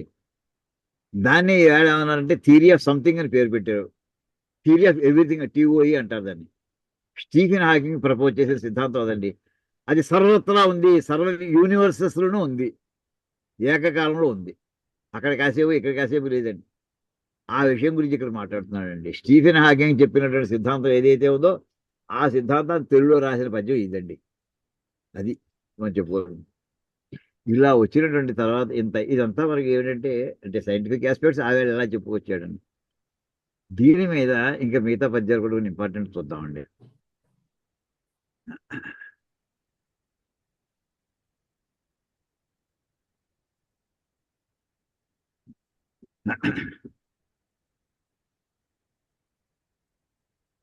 ఆయన నరసింహస్వామి ఆవిర్భవించాడు వాడిని వధించడం అయిపోయిన తర్వాత అందరూ స్తోత్రం చేస్తుంటారు ముందు భయపడ్డారు సమస్త దేవతాగణాలు భయపడి పారిపోయారు లక్ష్మీదేవి పారిపోయింది బ్రహ్మగారు వణికిపోయాడు ఈశ్వరుడు పక్కన కూర్చొని చెప్తాడు ఏమైనా ఈవేళ కదయా కల్పాంతరం ఇంకా 1000 యుగాల టైం ఉందయ్యా నువ్వు ముందర వచ్చేసేది ఈవేళ నాశనం చేస్తావంటే ఎలాగా కొంచెం శాంతించని ఈశ్వరుడు అంటాడు అది అయిన తర్వాత అతను ప్రహ్లాదుడు చెప్పేది తపమున్ వంశమున్ తేజమున్ శృతము సౌందర్యంబున్ ఉద్యోగమున్ నిపుణత్వంబు ప్రతాప పౌరుషములను నిష్ఠాబల ప్రజ్ఞలున్ జప హోమంబులను చాలవు ఈశ్వర భగవత్ సంతుష్టికై ఇదండి ఈ పద్యం మనకి వర్తింపజేసుకోవడం కోసం చూపిస్తున్నాను సార్ మనం ఇందులో ఏదో ఒక నేను గొప్ప వంశంలో పుట్టాను అందుచేత కొన్ని హెరిటేజ్ ఎసెట్స్ కొన్ని దానివల్ల నాకు మోక్షం ఏమీ రాదు వంశం వల్ల కాదు ఎంత గొప్ప వంశంలో పుట్టినా సరే తపస్సు చేశానండి ఏమీ దానివల్ల ఉపయోగం ఇవన్నీ కూడా లిస్ట్ ఆఫ్ ఐటమ్స్ అండి మనం వీటిలోనే కొన్నిట్లోనే ఉంటామండి అన్నిట్లోనూ సంపూర్ణంగా కూడా ఉంటాం ఇవి ఎందుకు కూడా పనిచేయవు ఖచ్చితంగా చెప్తున్నానండి ఇక్కడ తపస్సు పనిచేయదు వంశం పనిచేయదు నీ తేజస్సు పనిచేయదు శ్రుతం నేను ఇన్ని పుస్తకాలు చేశాను ఇన్ని డిగ్రీలు వచ్చాయి ఇన్ని టైటిల్స్ వచ్చాయి ఎందుకు పనిచేయవు అవి సౌందర్యంబు ఉద్యోగం అంటే ప్రయత్నాలు నిపుణత్వం నాకు అంత ఆ స్కిల్స్ ఉన్నాయి ఏదో రాయగలను ChatGPT చేయగలను ఎందుకు పనిచేయవు అవి ప్రతాపం ఉంది పౌరుషం ఉంది నిష్ఠ బల ప్రజ్ఞ ఇవన్నీ కూడా మన హైయెస్ట్ పోయి కూడా వెళ్ళలేదండి ఈ ఒకటేను జపం చేస్తుంటాను నేను హోమాలు చేస్తుంటాను చాలవు సరిపో దేనికండి భగవత్ సంతుష్టికై నిన్ను సంతోష పెట్టడానికి ఎందుకు పనిచేయవయ్యా ఎలాగయ్యా అంటే ఎలాంటి భక్తి ఉండాలంటే దంతియూధపు చందమ్మున భక్తి చేయవలేను గజేంద్ర మోక్షంలో ఆ గజేంద్రుడు ఎలాంటి భక్తి చూపించాడో అలాంటి భక్తి ఉండాలయ్యా దంతియూధం అంటే అక్కడ దంతియూధపు చందమ్మున అంటే మనకి గజేంద్ర మోక్షం గజేంద్రుడి యొక్క భక్తి ఇక్కడ ప్రహ్లాదుడు వర్ణిస్తున్నాడండి ఏం భక్తి అయ్యా అతను సర్వాత్మగా అంత బలవంతుడే శారీరకంగా ఏనుకడ బలమైన జీవి కూడా ఉండదు అటువంటి అతను శరణాగతి కోరుకున్నాడయ్యా నీకు అలాంటి భక్తిని చేయవలేనయ్యా ఎలాగా తాత్పర్య సంయుక్తుడై మనస్సుని దాని మీద లగ్నం చేసి తాత్పర్యం అనే మాట ఎలా వస్తుందంటే తత్పరత అనే పదంలో చూస్తుందండి తత్పరత, తత్ అంటే ఏది, తత్ అంటే పరమాత్మ అని అర్థం అండి. పరత అదే నాకు ఇంక మిగతాది ఏం వద్దు అంటే ఫుల్ కాన్సన్ట్రేషన్. మన తాత్పర్యం అంటే కాన్సన్ట్రేషన్, మెడిటేషన్ ఇలాంటి పదాలు వేస్తామండి. సమ్మరీ, కంక్లూషను, ఇవి కదండి అసలు దాని అర్థం. తత్ అనే మాట మనకి భగవద్గీతకి ఓం భగవద్గీత చూడండి. ఓం తత్సదితి నిర్దేశ బ్రహ్మణస్త్రివిధ స్మృత. పరమాత్మ అని చెప్పడం, బ్రహ్మణ అంటే పరబ్రహ్మను, త్రివిధ 3 విధములుగా చెప్తారయ్యా. 3 రకాల పేర్లు చెప్తారయ్యా. ఏమేమిటి? ఓం అని ఒకటేటండి, తత్ అని రెండోది, సత్ మూడోదండి. ఈ 3 పేర్లు ఏంటంటే పరమాత్మ యొక్క పేర్లు. మనం శబ్దాలతోటి పేర్లు పెట్టి పిలుచుకోవాలంటే ఎలా పిలవాలంటే ఈ మూడింటితోటి పిలుస్తారండి. ఓం అన్న హరే, తత్ అన్న హరే, సత్ అంటే పరమాత్మ అర్థం అండి. అయితే తాత్పర్యంలో తత్పరత అంటే తత్ అంటే ఆ పరమాత్మ ఎందు పరత, ఆయనే అన్నిటికంటే సుప్రీం అనే భావన ఉండుట, అది తాత్పర్యం అండి. పరమాత్మే నాకు సుప్రీం అనే భావంతో ఉన్నటువంటి వాడే గజేంద్రుడా సేవ చేయాలయ్యా, భక్తిగా ఉండాలయ్యా.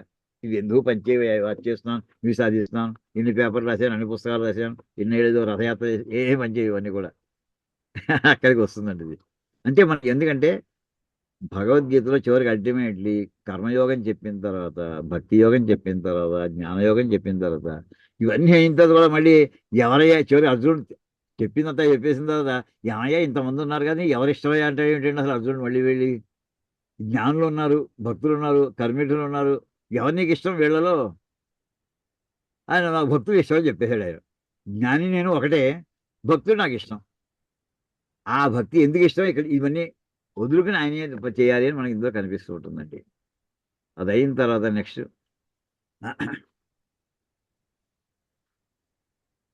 అక్కడ వచ్చినటువంటి చూడండి, ఇంకాను వెనక్కి ఆయన ఏ రూపంలో వచ్చాడో చూడండి. ఒక్క వాక్యం, ఇట్లు కేవల పురుష రూపంబును మృగ రూపంబును కాని నరసింహ రూపంబునన్. ఇప్పుడు ఎందుకు ఈ పేరా అంతా చూపిస్తున్నామంటే వాడు ఏమని కోరుకున్నాడండి? నాకు ఏ జంతువు చేత ప్రాణభయం ఉండకూడదు అని కోరుకున్నాడు. ఇక్కడ ఉన్న జీవులు వాడి ఏ రకంగా ఆలోచన వచ్చిందండి? ఈ లిస్ట్ ఎలా ప్రిపేర్ చేస్తున్నాడు అసలు హిరణ్యకశిపుడు? లిస్ట్ ముందర ప్రిపేర్ అయి ఉన్నాడు అనమాట. అప్పటికి కూడా ప్రిపేర్ చేసిన కూడా మిస్ అయిపోతాడు ఎవరైనా సరే. ఎగ్జామ్లో ముందర ప్రిపేర్ అయితే ఎగ్జామ్ హాల్లో మనం రాయగలుగుతాం గబగబాను. మొత్తం అన్ని క్వశ్చన్స్, అన్ని ఆన్సర్స్ రాస్తాం. ఇక్కడ హిరణ్యకశిపుడు ముందర వాడి బుద్ధికి అప్పటికే వాడు సంపూర్ణమైనటువంటి ఇలా ఎన్ని లక్ష కోట్ల మంది జీవులు పుడుతున్నారు, పోతున్నారు, ఏమిటి కారణాలు, ఎవరైనా పోవడానికి ఉన్న కారణాల లిస్ట్ అంతా రాసుకున్నాడండి వాడు.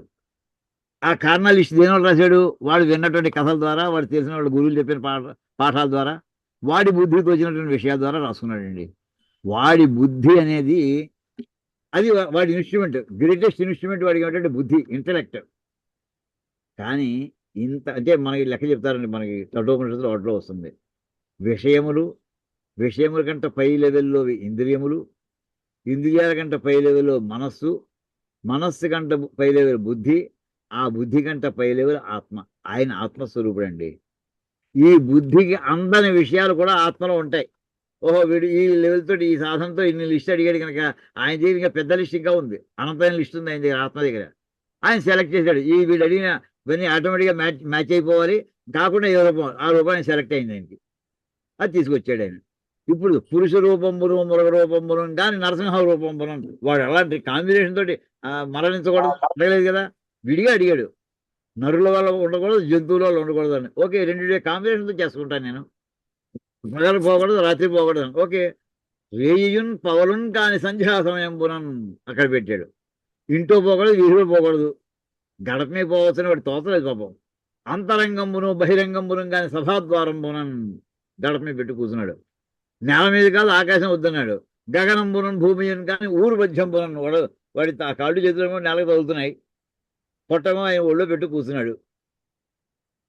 ప్రాణసహితంబును ప్రాణరహితంబును, గోళ్ళు ప్రాణం ఉంటేనే పెరుగుతాయి, అలా కదా అని వాడి ప్రాణం ఉందని ఎవరు అనరు. అంటే ప్రాణసహితంబును అంటే మన శరీరంలో ఎన్ని రకాల పార్ట్లు ఉన్నాయి చూడండి, సెమీ ప్రాణాలు అన్నమాట ఇవన్నీ కూడా. జుట్టోటి ప్రాణసహితంబును ప్రాణరహితంబును, ప్రాణం ఉన్నవి ప్రాణం లేనివి కూడా అయినటువంటి నఖంబులను. ఇవి వాడు అడిగినవి అన్నీ సాటిస్ఫై అయిపోయాయి. త్రైలోక్య జన హృదయ భల్లుండైన దైత్యమల్లును వధించి, మల్లుడు అంటే మల్ల యుద్ధం చేస్తాడు కదా శ్రేష్ఠుడని, దైత్య శ్రేష్ఠుని హిరణ్యకశిపుని వధించి మహాదహన కీలాభీల దర్శనుడును, కరాళ వదనుడును, లేలిహార భీషణ జిహ్పుండును, శోణిత ఇవన్నీ కూడా ఆయన యొక్క ఆకారం ఎంత భయంకరంగా ఉందో వర్ణించేటటువంటి అర్థాలంకారాలు శబ్దాలంకారాలతో రాసేసాడండి. ఆయన ఇంకోటి, ఆ హిరణ్యకశిపుడు పోతే అక్కడ ఆ కథ అయిపోలేదండి. వాడి సైన్యం తిరబడ్డటండి నరసింహస్వామి మీద. సైన్యం, హిరణ్యకశిపుడు సైన్యం. మిగతా రాక్షసులందరూ మా రాజుగారు తప్పుతామని ఉంటే హిరణ్యకశిపుడు నరసింహస్వామికి వచ్చేటవాడు. వాడినే క్షణకాలంలో లేపేసిన వాడు వీళ్ళని లేపడం ఎంతసేపు అండి. క్షణకాలంలో వీళ్ళందరినీ లేపేసేట. ఆ పద్యాలు కూడా ఉన్నాయండి మనకి. అదైనా వీళ్ళు కింద వాక్యాలు సంధ్యారాగ రక్తచంద్ర రేఖల చెరువు సహింపగా లేచి తన కట్టెదుర ఆయుధంబులు ఎత్తుకొని తత్తరంబున రణంబులకు ఉరవడించ రక్కసులను పిక్కు సహస్రంబులను ఒకళ్ళిద్దరు కాదు, కొన్ని వేల మంది రాక్షసులు వచ్చారట.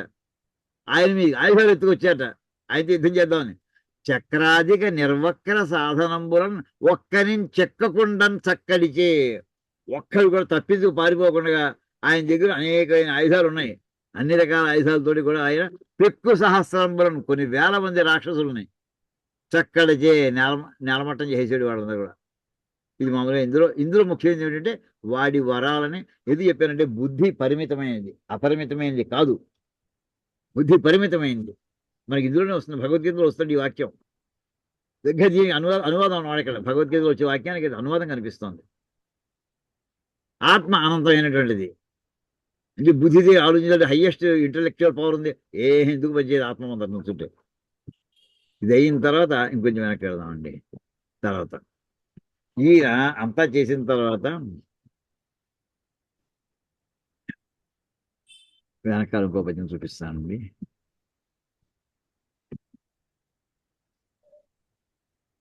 నేను వరుసలో స్కానింగ్ పెట్టలేదండి శ్లోక పద్యాలు.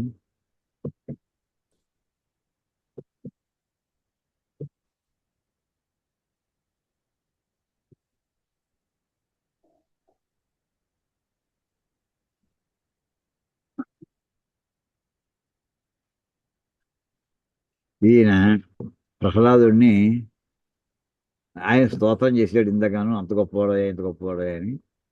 అప్పుడు నరసింహస్వామి రూపంలో ఉన్నటువంటి శ్రీ మహావిష్ణువు సకల భావములను సాధులు విద్వాంసులు అఖిల భద్ర విభుడువైన నన్ను కోర్కులు ఇమ్మటుంచున్ కోరుదురు ఇచ్చేదన్ కోరుము ఎద్ది అయినా కుర్రా.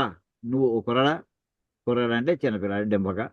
ఏదైనా ఇచ్చే ఎద్ది అయిన కోరు, నీ ఇష్టం వచ్చింది కోరుకో, నేను ఇస్తాను. ఇంకేదంటే సకల భావములను సాధులు విద్వాంసులు. మన సాధువు పరిత్రాణాయ సాధువునం రాబోతుందండి పదం. సాధువులు అంటే ఏం లక్షణాలు ఉండాలో కూడా మనం చెప్పుకున్నాం. అలాంటి అన్ని కండిషన్స్ సాధు అంటే మనకి ప్రహ్లాదు జీవితం చెప్పుకున్నాం. తన యందు అఖిలభూతం చెప్పు ఆ లిస్టు చెప్పుకున్నాం అండి. అది కొన్ని లిస్టు సాధువుల యొక్క లక్షణాలు. అలాగే జీవితాలు యుగ యుగాలుగా తపస్సు చేసినటువంటి వాళ్ళు మహానుభావులు, విద్వాంసులు. వేదాలు చదివారు, వేదాంతాలు చదివారు, భాష్యాలు చదివారు, కంఠస్థం చేశారు. వాటిని అనుసరిస్తూ వస్తున్నారు, జీవిస్తున్నారు వాళ్ళు. అలాంటి వాళ్ళు భద్ర విభుడినైన నన్ను నేను దర్శనం ఇచ్చేప్పుడు చాలు వెంటనే కోరికలు కోరుకుంటారయ్యా. కోరికలు ఇమ్మటుంచం కోరుదురు. అందరూ కోరికలు తీర్చాయని ప్రార్థిస్తుంటారు. నువ్వు అడగలేదు నన్ను. వాళ్ళందరూ మామూలు అడుగుతారు. నువ్వు అడగలేదు, అయినా నేను ఇష్టం వరం ఇస్తాను కోరుకో అన్నాడండి. అప్పుడు ఈయన అంటాడు, చూడండి ఏమయ్యా నన్ను చీటింగ్ చేస్తావా నువ్వు అంటాడు. గొప్ప మాట అండి. అంతే మరి చీట్ చేస్తావా నన్ను? ఎవరన్నా మాట అనగలడంటే శ్రీ మహావిష్ణువుతోటి. ఇక్కడ చూడండి ఆయన అంటాడు, అని పరమేశ్వరుడు ప్రహ్లాదుని ఎందుకల సకామత్వంబున్ తెలియ కొరకు ఇతరులు కోరికలు కోరాలి అనే భావన ఉందా లేదా? అంతరాంతరాల్లో ఏమాత్రం ఉన్నా సరే, అటామిక్ సైజులో ఉన్నా సరే ఒక్కసారి మ్యాగ్నిఫై అయిపోయి బయటకు వచ్చేస్తున్నాండి. మళ్ళీ ఇలాంటి అవకాశం వస్తుందో రాదో ఆయన అడగమన్నాడు అని ఆయన అడిగేద్దాం. మామూలుగా అయితే అడగకపోవచ్చు, అటామిక్ సైజులో ఉన్నది చాలా చిన్న లెవెల్లో ఉంటుంది. కానీ ఆయన అవకాశం ఇస్తాడు, నీకు కావాలి కోరుకో, నీ ఏది కావస్తుంది కోరిక ఇచ్చేస్తానన్నాడు. అంచేత ఆ భావం ఎలా ఉందా ఇతని నోట్లో చెప్పించాలి. ఆయన చెప్పడం కాదు, ఆయన తెలియదా? ఆయన తెలుసును. ఆయన వెడిచే చెప్పేసి ఎప్పుడు కూడా వరం ఇచ్చే నీకేం కావాలో కోరరా అబ్బాయి అంటాడు. ఆయన డైరెక్ట్గా వస్తూనే లిస్ట్ ఇచ్చేది ఆయన. అరే ఇవన్నీ టికెట్ వేసాక చెప్పచ్చు కదా, ఎప్పుడు వరాలు ఇచ్చినా అలా అడగడు. ప్రతి భక్తుడు తపస్సు చేశాక నీకేం కావాలో చెప్పంటూ ఉంటాడు. అలాగే సకామత్వంబున్ తెలియకొరకు. ఇతనిలో సకామం అంటే కర్మఫలము కావాలి అనేటటువంటి భావన ఏమాత్రమే ఉంటే, నిష్కామం కాదు సకామం, కామంతో ఉంటే కోరికలతో ఉంటే వంచించి అతను అంటాడు తెలియ కొరకు వంచించి ఇట్లా ఆనందించిన ఇతన్ని మనం బెదిరించడం అంటాం, చిన్నపిల్లలు బెదిరిస్తున్నాం అంటాం. అంటే కొంచెం చీటింగ్ సరదాగా ఆడుకుని చీటింగ్ చేస్తూ ఉంటాం వాళ్ళతోటి. అలాగా వంచించి ఇట్లు ఆనతిచ్చిన అనేప్పటికైనా చెప్పి ఇలాంటి వరం కోరుకోమన్నప్పటికీ ఇతడు నిష్కాముండైన నిష్కాముండైన ఏకాంతి ఏకాంతి అంటే ఒంటరిగా ఉండేవాడు. ఇదే మాట మన భగవద్గీత ఉంది. ఇక్కడ ఏకాంతం అంటే ఏంటి? ఒంటరిగా ఉండడం. అరతి జన సంసది అని భగవద్గీత మనకు భగవద్గీత పాఠం వస్తుందండి. జన సంసది 10 మంది మధ్యలోనూ కూర్చోవాలనే కోరికే ఉండదుటండి. రతి అంటే ఉండుట, కోరిక ఉండుట. ఏమిటి? 10 మందిలో కూర్చోవాలి, కబుర్లు చెప్పుకుంటూ ఉండాలి, అందరూ నన్ను మెచ్చుకుంటూ ఉండాలి, లేదా నేను వాళ్ళతో ఏదో ఏదో మాట మాట్లాడుతూ ఉండాలి, నా చుట్టూ మాత్రం చిన్న గ్రూప్ ఉండాలి. అది ఫండమెంటల్గా ఉండిపోతుంది. ఋషులకి ఉంటుంది, మామూలు మానవుడు సామాన్యుడిగా ఉంటుంది అండి. ఒక గ్రూప్ కబుర్లు చెప్పుకుంటూ ఉండాలి, ఎవరో ఇద్దరైనా ఉండాలి కనీసం. ఇది వ్యతిరేకంగా ఉంటాటండి మహాభక్తులైన. జన సంసది, జనుల యొక్క గ్రూపుల్లో సమూహాల్లో ఉండడం ఇష్టం ఉండదు అసలు. ఎవరిని పక్కకు వచ్చి అబ్బా వీడు ఎప్పుడు వెళ్ళిపోతారా బాబు అనే భావం ఉంటుందండి సరి అయిన వేదాంతికి. అటువంటి ఆ మాట ఇక్కడ ఏకాంతి, ఒంటరిగా ఉండేటట్టు ఆ ఏం చేస్తాడు ఆ టైంలో? పరమాత్మ ధ్యానం చేసుకుంటూ ఉంటాడు. అటువంటి వాడు కావున కామంబు భక్తి యోగంబునకు అంతరాయంబు అని తలంచి, కోరికలు అనేటటువంటి నా భక్తికి అడ్డం అవుతుంది ఇది అని ఇట్లని. ఏమయ్యా ప్రహ్లాదు చెప్తున్నాడండి శ్రీ మహావిష్ణువుతో నరసింహస్వామితోటి. ఉత్పత్తి మొదలు కామాది అనుభవ ఆసక్తి గల నాకు వరంబులు ఇచ్చేదని వంచింపనేలా? నన్ను మోసం చేస్తావా నువ్వు? ఎంత మాట అండి అసలు లక్ష్మీ నరసింహస్వామితోటి. నన్ను వంచిస్తావా నువ్వు? చీటింగ్ చేస్తావా నన్ను? నేను ఎటువంటివని నీకు తెలుసు నా గురించి. చూడండి, ఉత్పత్తి మొదలు ఈ జీవుడు ప్రహ్లాదుడు అని ఈ బాడీలో ఈ ఉన్న జీవుడు అసలు ఎప్పుడో కొన్ని అనంత కోటి జన్మలు వెనకాల ఎక్కడో ప్రారంభమై ఉంటాడు. అది ఉత్పత్తి మొదలు ఈ జీవుడు ఉత్పత్తి అయిన రోజులాగా అయితే ఇన్ని కోట్ల జన్మలు ఎత్తేనే. దేనివల్ల ఎత్తేనే ఇన్ని జన్మలు? కామాది అనుభవ ఆసక్తి. ఆ కోరిక కావాలి, ఈ కోరిక కావాలని ఆ జన్మల్లో నేను కోరగా కోరగా కోరగా అనంత కోటి జన్మలు ఎత్తానయ్యా నేను. అవన్నీ నా పాత కథ, అవన్నీ తెలిసి వచ్చాయి. అడగకూడదు బాబు అని నిర్ణయించుకున్నాను, కోరికలు వదిలిపెట్టుకున్నాను. అటువంటి కామాది అనుభవ ఆసక్తి గల అంటే పాతకాలంలో ఆ కోరికల వల్లనే మొట్టమొదటి జీవుడు, తన జీవుడు ప్రహ్లాదునే బాడీలో ఉన్నటువంటి జీవుడు అతని ఉత్పత్తి లగాయదు ఎన్నో జన్మాంతరాలు వెనకాల. ఆ వేళ నుంచి ఈ వేళ వరకు ఆ ఆసక్తితో ఇన్ని జన్మలు ఎత్తుకుంటూ వచ్చానయ్యా. ఇప్పుడు వదులుకున్నానయ్యా, ఇప్పుడు నేను నిష్కామంగా ఉంటున్నానయ్యా, ఏకాంతంగా కూర్చుంటానయ్యా, నేను నామస్మరణ చేసుకుంటానయ్యా. నాకు నువ్వేమంటున్నావయ్యా? నేను అడగలేదా? నువ్వు వరాలు ఇస్తాను, వరంబులు ఇచ్చేదని వంచింపనేలా? నన్ను మళ్ళీ మళ్ళీ అందులో ట్రాప్లో పడేస్తావు ఎందుకయ్యా నువ్వు అంటున్నాడండి. సంసార బీజంబులకు హృదయ బంధకంబులైన కామంబులకు వెరచి, చూడండి చెప్తున్నాడు, ముముక్షుండనై శ్యామంబు కొరకు నేమంబునన్ నిన్ను చేరితిన్. ఇది సంసార బీజంబునకు హృదయ బంధకములైన కామంబులకు ఈ కోరికలు వెరచి, కోరికలకు భయపడి, అటు రెండోది మొత్తం హృదయ బంధకాలు మొత్తం ఈ గుండెని పట్టుకుని జన్మజన్మలు ఎత్తేట్లా చేసేటటువంటి అది ఎటువంటివి? అది సంసార బీజం. దాంతో మొత్తం సంసారమే. మనకి ఇదే మాట భగవద్గీతలో 2వ అధ్యాయంలో 10వ శ్లోకం కింద రాసిన శంకరాచార్య భాషను ఈ మాట చెప్పుకుంటూ వచ్చారండి. శోకమోహాది బీజస్థానములు, దానికి లోభం మోహం ప్రారంభమవుతాయి. అక్కడ మొట్టమొదటి పేరాలు శంకర భాష్యంలో, భగవద్గీత శంకర భాష్యంలో 2వ అధ్యాయం 10వ శ్లోకంతో ఈ మాటలే వస్తాయి. చూడండి ఒకసారి, పాత కథలు చూసుకోండి. సంసార బీజంబులకు బంధకమనే కామంబులకు వెరచి ముముక్షుండనే. ముముక్షుని పదానికి ఏంటండి? మోక్తం ఇచ్చా ముముక్ష, విడిచిపెట్టబడాలి అనే కోరిక పేరు ముముక్ష. ఆ కోరిక ఎవరికైతే ఉందో ముముక్ష ఉన్నటువంటి వాడు ముముక్షువు. అటువంటి అంటే నేను విడిచిపెట్టబడాలి, ఏమైనా సరే ఇంకా అమలు పడకూడదు అనుకుంటే అదిటండి క్షేమం అనేమాట. శ్యామంబు కొరకు, అప్పుడు మాత్రమే నాకు క్షేమం వస్తుంది. ఏ కోరిక కోరానో ఆ వస్తువు లభిస్తుంది, దాంతో బంధంలో పడతాను, ఇంకా దాంతో ఆ వస్తువుతో ప్రమాదాల్లో పడతాను. ప్రమాదానికి వ్యతిరేకం ఏంటంటే క్షేమం. ఆ క్షేమం ఇది దీనివల్ల వస్తుందండి. శ్యామంబు కొరకు నేమంబునన్ నిన్ను చేరితే, ఆ నియమంతో నీ దగ్గర చేరానయ్యా. కామంబులను ఇంద్రియంబులను మన శరీర ధైర్యంబులను మనీషా ప్రాణ ధర్మంబులను లజ్జా స్మరణ లక్ష్మీ సత్య తేజో విశేషంబులను నశించున్. ఇవన్నీ కూడా నశించేదే. ఏమిట? కోరికలు, ఇంద్రియాలు. ఇందాక చెప్పాను, లిస్ట్ చదివాను మీకు. కోరికలు, ఇంద్రియాలు, దానికేదో మనస్సు, శరీరం, ధైర్యం, మనీష మన తెలివితేటలు, ప్రాణం, ధర్మం, లజ్జ, స్మరణం, లక్ష్మి అంటే ఐశ్వర్యం, సత్యం, తేజో విశేషాలు ఇవన్నీ కూడా నశించేవే. లోకంబులందు భృత్యులు. ఈ సర్వెంట్స్ అందరూ ఎందుకు పని, మన ఉద్యోగాలు ఎందుకు చేస్తున్నాండి? డబ్బు కోసం చేస్తున్నాండి, అనుమానం లేదు. ఇప్పుడు ఆఫీసులో వర్క్ చేస్తారు, ఏ కోసం చేస్తారండి? డబ్బు కాకుండా అభిమానంగా చేస్తామా పై ఆఫీసర్కి? ఏం కాదు. ఆ మాట చెప్పేస్తున్నాను. లోకంబులందు భృత్యులు అంటే సేవకులు, సర్వీసులో ఉన్నవాడు అర్థకాములై రాజులను సేవించారు. వాళ్ళు పై వాళ్ళని ఎందుకు సేవిస్తారా? అర్థకాములై డబ్బు కావాలని సేవిస్తారు వాళ్ళు. రాజులను వాళ్ళు ఎందుకు పెట్టుకుంటారు? వీళ్ళని ప్రయోజంబులు అర్థించి భృత్యులు అర్థంబుల సంగులు. ఒరే ఈ పని చేయ, ఆ పని కావాలి వాడికి, తాను చేసుకోలేడు అని చెప్పి ఆ పని కోసం వీళ్ళు పెట్టుకుంటూ ఉంటారు. అవిధంబనం కాదు. నాకు కామంబులు, నాకు నీకు బంధం అటువంటి ఏమయ్యో భృత్యుడికి రాజుకి ఉన్న బంధం లాంటి బంధం కాదు నాది నీతోటి. నేను నీ సేవకుడు నన్ను భావించద్దు. ఇక్కడ సేవకుడు భావించాలంటే నేను ఏదో ఓ పని కోసం ఆశించి నీ దగ్గర చేరినట్టు అవుతుంది. నీకు నేను సేవకుడు నువ్వు అనుకుంటే ఏదో నీకేదో పని కావాల్సి ఉన్నది, ఆ పని నీ వల్ల అవ్వక నన్ను పెట్టుకున్నాను అని ఆ భావన వస్తుంది. ఇప్పుడు మన ఇద్దరి మధ్యలో భృత్య భర్తృ బంధము లేదు అంతే తేల్చిపడేయండి. ఇక మరి దేనికోసం వచ్చావయ్యా? ఎవరన్నా అనగలండి పరమాత్మతో ఇంత ధైర్యంగా ధిక్కరించి? ఎంత మెంటల్గా ప్రిపేర్ అయి ఉన్నాడో చూడండి. ఎన్ని జన్మల నుంచి ఈ ఆరాటంతో ఉన్నాడో. తర్వాత నాకు కామంబు లేవు, కోరికలు లేవు, నీకు ప్రయోజనం. ఇందాక చెప్పాను సార్, భృత్యుడికేమో కోరిక డబ్బులు కావాలని, ఆయనకి ప్రయోజనం చేయించుకునేవాడు ఆఫీసర్కి. నాకు కామంబు లేదు, నీకు ప్రయోజనము లేదు. ఇంకా మన రిలేషన్ ఎక్కడ వస్తున్నాయా? ఆయనను దేవా ఆయన వరం ఇస్తాను అన్నావు కదా, ఇచ్చుకో, నేను పుచ్చుకుంటాను. ఏమిటంటే ఆ వరం? వరదుండ వయ్యదవేని. నువ్వు వరాలు ఇవ్వాలి నీకు అనిపిస్తే ఇతను అడగట్లేదు. గుర్తెట్టుకోండి, మళ్ళీ లాజికల్ ఎంత బాగా మాట్లాడుతున్నాడో. ఈ వరం ఇవ్వని అడగట్లేదు, నీకు వరాలు ఇవ్వాలి అంతలా నీకుంటే ఏం చేస్తామంటే కామంబులు వృద్ధి పొందని వరంబు కృపసేయము. అబ్బా ఏం కోరికోరేండి, కోరికలు పుట్టకుండా ఉండేటటువంటి వరాన్ని పోయా నాకు. కామంబులు ఏమవుతుంది? ఎందుకయ్యా ఇంత సీక్రెట్ ఇంత ఇన్సిస్ట్ చేస్తున్నాడు అంటేటండి, నెక్స్ట్ వాక్యం చెప్పేస్తున్నాండి. నాకు సామాన్య స్థాయిలో ఉండడం కాదు, నీతో సమానంగా ఉండాలి ముందయ్యా. ఇదేండి ప్రహ్లాదుడి కోరిక. ఆ మాట ఇక్కడ చెప్తున్నాడు. కామంబులు విడిచిన పురుషుడు నీతోట సమాన విభవుండగు.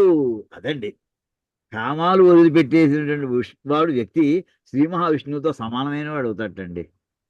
అంటే ఆయనలో ఐక్యమైపోతాడని చెప్పండి మీరు అభేదంగా, లేదా భేదరూపంలో ఆయనతో సమానమైనటువంటి భక్తిభావంతో. ఇదండి స్థాయి అండి పొందవలసింది. నరసింహ పరమాత్మ పురుషోత్తమ అని ప్రణవపూర్వకంగా నమస్కరించడం ఏమిటండి ఈ కోరిక? ఇది ఎన్ని పాయింట్స్ మనకి వర్తిస్తే ఆలోచించుకోండి ఒక్కసారి. ఈవేళ కొన్ని వేల జన్మలు ఎత్తేసారా ఈ పాయింట్సే మనకి గైడింగ్ పాయింట్స్ అవుతాయండి. గుర్తుపెట్టుకోండి, ఈ జన్మకే కాదు రాబోయే జన్మలు అన్నిటికీ కూడా ఇవే ప్రిన్సిపల్స్ అవుతాయి. అంత ఇంపార్టెంట్. ఆయన హరి ఇట్లని అంటూ ఇంకా వెనకాల స్కానింగ్ రివర్స్లో పెట్టాడు ఉన్నవాడు. ఒకటోది చివరి పెడితే ఈయన చూడండి, అప్పుడు ఆయన సంతోషించి శ్రీ మహావిష్ణువు అంటాడండి, ఘన సూక్ష్మభూత సంఘాతంబులోపల ఎల్ల వాంఛలు మాని ఎవ్వరైనా నీ చందమున నన్ను నెరయ సేవించిన మద్భక్తులగుదురు. మత్పరులకు గురిసేయ నీవ యోగ్యుడవైతివి. ఇట మీద వేదచోదితమైన విధముతోడ చిత్తంబు నా మీద చేర్చి మీ తండ్రికి ప్రేత కార్యములు సంప్రీతి చేయు. అతను రణమున నేడు నా అంగ మర్శనమున నిర్మల దేహుడై నవ్య మహిమాన్ అపగత అఖిల కల్మషుడై తనచ్చి పుణ్యలోకంబులకునే పుణ్యచరిత అనేప్పటికీ ఇంతవరకు ఎలాంటి భక్తి కూడా. ఘన సూక్ష్మ భూత సంఘంబు లోపల పెద్ద పెద్ద శరీరాలు ఉన్నటువంటి, అంటే దేహభావం ఏనుగులు అనుకుందాం, లేదా ఇంకా పెద్దవి మన లెక్క గెలాక్సీ లాంటివి అయినా సరే, సూక్ష్మమైనటువంటి ఘనభూతాలు, సూక్ష్మభూతాలు అంటే అటామిక్ లెవెల్ లేదా మాలిక్యులర్, ఇంకా కిందకి sub atomic particles, sub nuclear particles, ఆ స్థాయిలో ఉండేటువంటి లోపల ఎవరైనా సరే ఎల్ల వాంఛలు మాని అన్ని రకాల కోరికలను వదిలిపెట్టి ఎవరైతే నీ చందమున నీలా చందం అంటే ఇక్కడ చందనం కాదండి, చందము వలె నీ వలె నన్ను నెరయ సేవించడం ఇంకా హద్దులు లేకుండా ఎవరైతే సేవిస్తారో వాళ్ళు మద్భక్తులయ్యా. వాళ్ళు నువ్వేం చేసేది తెలిసిన నీ ఇంత భక్తి చేత మత్పరులకు నేనే వాళ్ళకి సర్వోత్కృష్టమనే భావన కలిగినటువంటి వాళ్ళందరికీ కూడా గురిసేయ నీవ నువ్వు ఒక పెద్ద మోడల్ అయిపోయావయ్యా, ఐడియల్. వాళ్ళకి ఆదర్శం ఎవరండి? ప్రహ్లాదుడయ్యా. ఎవరికి? శ్రీ మహావిష్ణువు గురించి యుగ యుగాలుగా తపస్సు చేస్తూ శ్రీ మహావిష్ణువే మాకు శరణ్యము అనుకునేటువంటి మహాభక్తులకు వాళ్ళ దగ్గర ఆదర్శప్రాయుడు అయ్యావయ్యా. ఇంతకంటే నీకేం కావాలయ్యా? నువ్వు అడిగావు కదా, ఇచ్చాను, భక్తి ఇచ్చేసాం. ఇంక నువ్వేం చేయాలంటే లౌకికమైన కొంత కార్యం ఉన్నాయి. వేద చోదితమైన వ్యసంతోటి వేదంలో చెప్పిన పద్ధతితో మీ నాన్నగారికి ప్రేత కార్యాలను చేయవయ్యా. అతడు నా అంగ మరిశనమున నా శరీర స్పర్శ చేత నిర్మల దేహుడు అయ్యాడు. ఏదో వాడి పేగులు పీకేశాను, ఎముకలు విరక్కొట్టేశాను, ఇవన్నీ మామూలు లోకానికి. కానీ వాడు నిర్మలమైనటువంటి దేహం కలిగినాడు. నవ్యమహిమ అపగత అఖిల కల్మషుడు, సమస్త పాపాలు పోయాయి, వాడు పుణ్యలోకాలు పెడతాడు. అంచేత నువ్వు ఆ పని చేయవయ్యా అని అంటాడండి. ఈ మాట అనేప్పటికీ దాని ముందర ఇంకో మాట అంటాడండి. ఎక్కడో చూస్తున్నాడు. ఇక్కడ నీకు అనుగ్రహిస్తున్నానయ్యా అని శ్రీ మహావిష్ణు నరసింహస్వామి అనడంతో ఏంటండి, ఈయన సరిగ్గా నాకు వెంటనే కఠోపనిషత్తు జ్ఞాపకం వచ్చిందండి. నచికేతుడు ఆ యమధర్మరాజు, అబ్బాయి 3 రోజుల నుంచి ఇక్కడ ఉన్నావు కానీ నీ 3 వరాలు ఇచ్చాను రా, కోరుకోరు అబ్బాయి అంటాడు. మొట్టమొదటి వరం ఏం కోరుకున్నా జ్ఞాపకం ఉందా అండి? చెప్పుకున్నాం మనం. మొట్టమొదటి వరం ఏంటి? కఠోపనిషత్తులో మా నాన్నకి నా మీద చాలా కోపంగా నేను యముడికి ఇచ్చేస్తాను అన్నాడు. అదండి ఆ కోపం, మా నాన్నకి ఆ కోపం పోయి ఇట్లా చేయవయ్యా అన్నాడండి. అంటే అర్థం ఏంటంటే వాళ్ళ నాన్న కోపం ఎప్పుడు పోతుంది అంటే అనేప్పటికీ నచికేతుడు అంటూ అంతర్ధానం అయిపోయి యమలోకానికి వచ్చేసాడు. ప్రాణం పోయిందండి లౌకికంగా చెప్పాలంటే. దాంతో అతను బాధపడుతున్నాడు. మళ్ళీ వాళ్ళ తండ్రి బాధపడుతున్నాడు. అరే కుర్రాడు నోటితో అనవసరంగా ఏదో అనుకోండి మాట మాట్లాడేసి వాడు ప్రాణం తీసేసాను నేను అని బాధపడుతున్నాడండి. అంటే మా నాన్నకి, మా తండ్రికి ఆ కోపం పోయేట్లాగా అంటే ఎవరికి ఇస్తా, ఈ ఆవుల్ని, కుంటి ఆవుల్ని, గుడ్డి ఆవుల్ని ఇస్తుంటే అడ్డపడ్డాను నేను. అదే నేను ఎముడికి ఇచ్చేస్తాను అన్నాడు. 3 సార్లు అడ్డపడ్డాను, 4వ సార్లు అనేసాడు ఆయన. అంటే ఆయన కోపం పోయేట్లా చేయండి అన్నాడు. అంటే ఏంటి? మా నాన్నకి మళ్ళీ నేను ఆయన సద్గతులు కలగాలని చెప్పాలి. ఆయన కోపం కావాలంటే నేను ఆయన ఎదుగుండా కనిపిస్తూ ఉండాలి. ఎక్కడ ఇంకో చూడండి, మొట్టమొదటి వరం అది.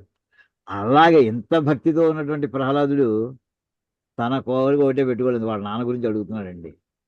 దంశ్రీవైతుల్లి సోదరుని హిరణ్యాక్షు నీవు చంపుట చేసి నిగ్రహమున మా తండ్రి రోష నిమగ్నుడై సర్వలోకేశ్వరున్ పరమున్ నిన్నెరుగలేక పరిపంథి పగిది నీ భక్తుండనగు నాకు నపకారములు చేసే అతడు నేడు నీ శాంత దృష్టితే నిర్మలత్వమునందే కావున పాప సంఘంబు వలన బాసి శుద్ధాత్మకుడగుగాక భవ్యగాత్ర వరము వేడెద నాకిమ్ము వనజనేత్ర భక్త సంఘాత ముఖ పద్మమిత్ర భక్త కల్మష కల్లికా పటుల విత్ర.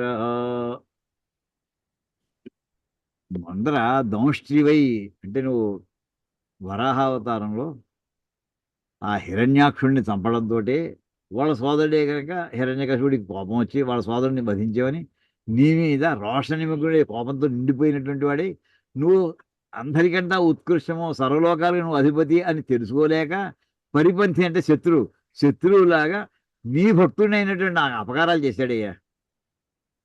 అతడు అయితే ఈవేళ నీ చేతిలో పోయాడయ్యా. అతన్ని ఏం చేస్తావంటే నేను వరం కోరుకుంటున్నాను. ఏంటంటే అతను శుద్ధాత్మకుడు అగుగాక. అతను ఈ పాపాలన్నీ కూడా చేసే కర్మఫలము అతని అంటకుండా ఉండి చేయవయ్యా.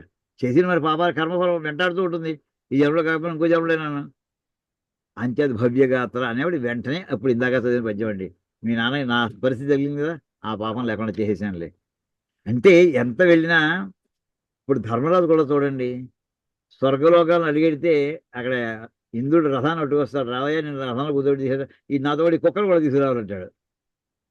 ఇది ఎక్కడ కూడా అయ్యా, కుక్కలు కదా స్వర్గాన్ని తీసేస్తారా చూడు అంటే అప్పుడు ఇంద్రుడు ధర్మరాజు చెప్తాడు, నాతోటి జీవితం అంతా గడిపినటువంటి మా అన్నదమ్ములు, మా తమ్ముడు 4 పడిపోయారు. సహధర్మచారి ద్రౌపది పడిపోయింది. కానీ కుక్క మాత్రం వదిలిపెట్టలేదు నన్ను. వాళ్ళు వదిలిపెట్టి వెళ్ళిపోయారు. వాళ్ళు ఎక్కడికి వెళ్ళాలి అక్కడికి వెళ్ళిపోయారు. ఈ కుక్క వదిలిపెట్టలేదు. వదిలిపెట్టలేను. ఈ కుక్కరు కూడా నీతో ఆ రథంతో ఎక్కనిస్తే నేను వస్తాను, లేదా ఈ స్వర్గం అక్కలేదు పోమన్నాడండి. అంటే అక్కడ ఏమిటి చూపిస్తుంది? అది కుక్క మీద ప్రేమ కాదు, ధర్మనిష్ట. ఆశ్రయించినటువంటి వాళ్ళని వదిలిపెట్టకూడదు, అది ధర్మనిష్ట. వాళ్ళు ఏ జాతి అయినా కావచ్చు, మనిషి జాతి కావచ్చు, ఇంకో హీన జాతి కావచ్చు, ఇంకోటి కావచ్చు. అదే రకంగా ఇతను నాకు నీ దర్శనం అయింది, నాకు మోక్షం ఇచ్చేవి అంత ప్రార్థన చేస్తున్నాడు. తన సంగతి ఒకటే కాదండి, వాళ్ళ నాన్న సంగతి ఏమిటి? ఆయన ఎక్కడికి వెళ్ళాలి? ప్రాణం పోయింది కరెక్టే, ప్రాణం పోయినాక ఆ కర్మఫలాలు తన్ని ఏనుగులే తొక్కించాడు, పాముల చేతి కనిపించాడు, ఆ పాప ఫలాలు వెంటబడతాయేమో, అది కూడా ఇప్పుడే క్లియర్ చేస్తే బెటర్ అనుకున్నాడండి. అనుకుని ఆ విషయాన్ని తండ్రిని ఆ పాపాల నుంచి ఆయనకి క్లీన్ చిట్ ఇప్పించాలని అడిగాడండి. ఆయన ఏమన్నాడు చూశాడండి? ఆ పద్యం కూడా ఎక్కడ ఉందో చూస్తాను. ఇక్కడ చూడండి, ఇచ్చి మీ నాన్న ఆయన క్షమించేస్తున్నా అనట్లేదండి, ఇంకోటి చెప్తున్నాడు చూడండి ఎంత బాగుందో. నిజ భక్తుండవు నాకు నిన్ను కనుటన్ నీ తండ్రి త్రిసప్త పూర్వజులన్ గూడి పవిత్రుడై శుభగతిన్ వర్తించు. నువ్వు మీ నాన్న ఒక్కడినే అడిగేవయ్యా పాపాలను విముక్తమని కాదు, మీ నాన్నతో కలిపి త్రిసప్త 3 ఏళ్ళు 21 తరాలని త్రిసప్త పూర్వజులను కూడి పవిత్రుడై మొత్తం 22 తరాలు నేను పవిత్రం చేసేస్తున్నానయ్యా. కారణం ఏంటంటే నీలాంటి భక్తుడికి తండ్రి అవడమే అతని కారణం. నిజ భక్తుడు, నిజమైన భక్తుడి, మనంతా దొంగ భక్తులం.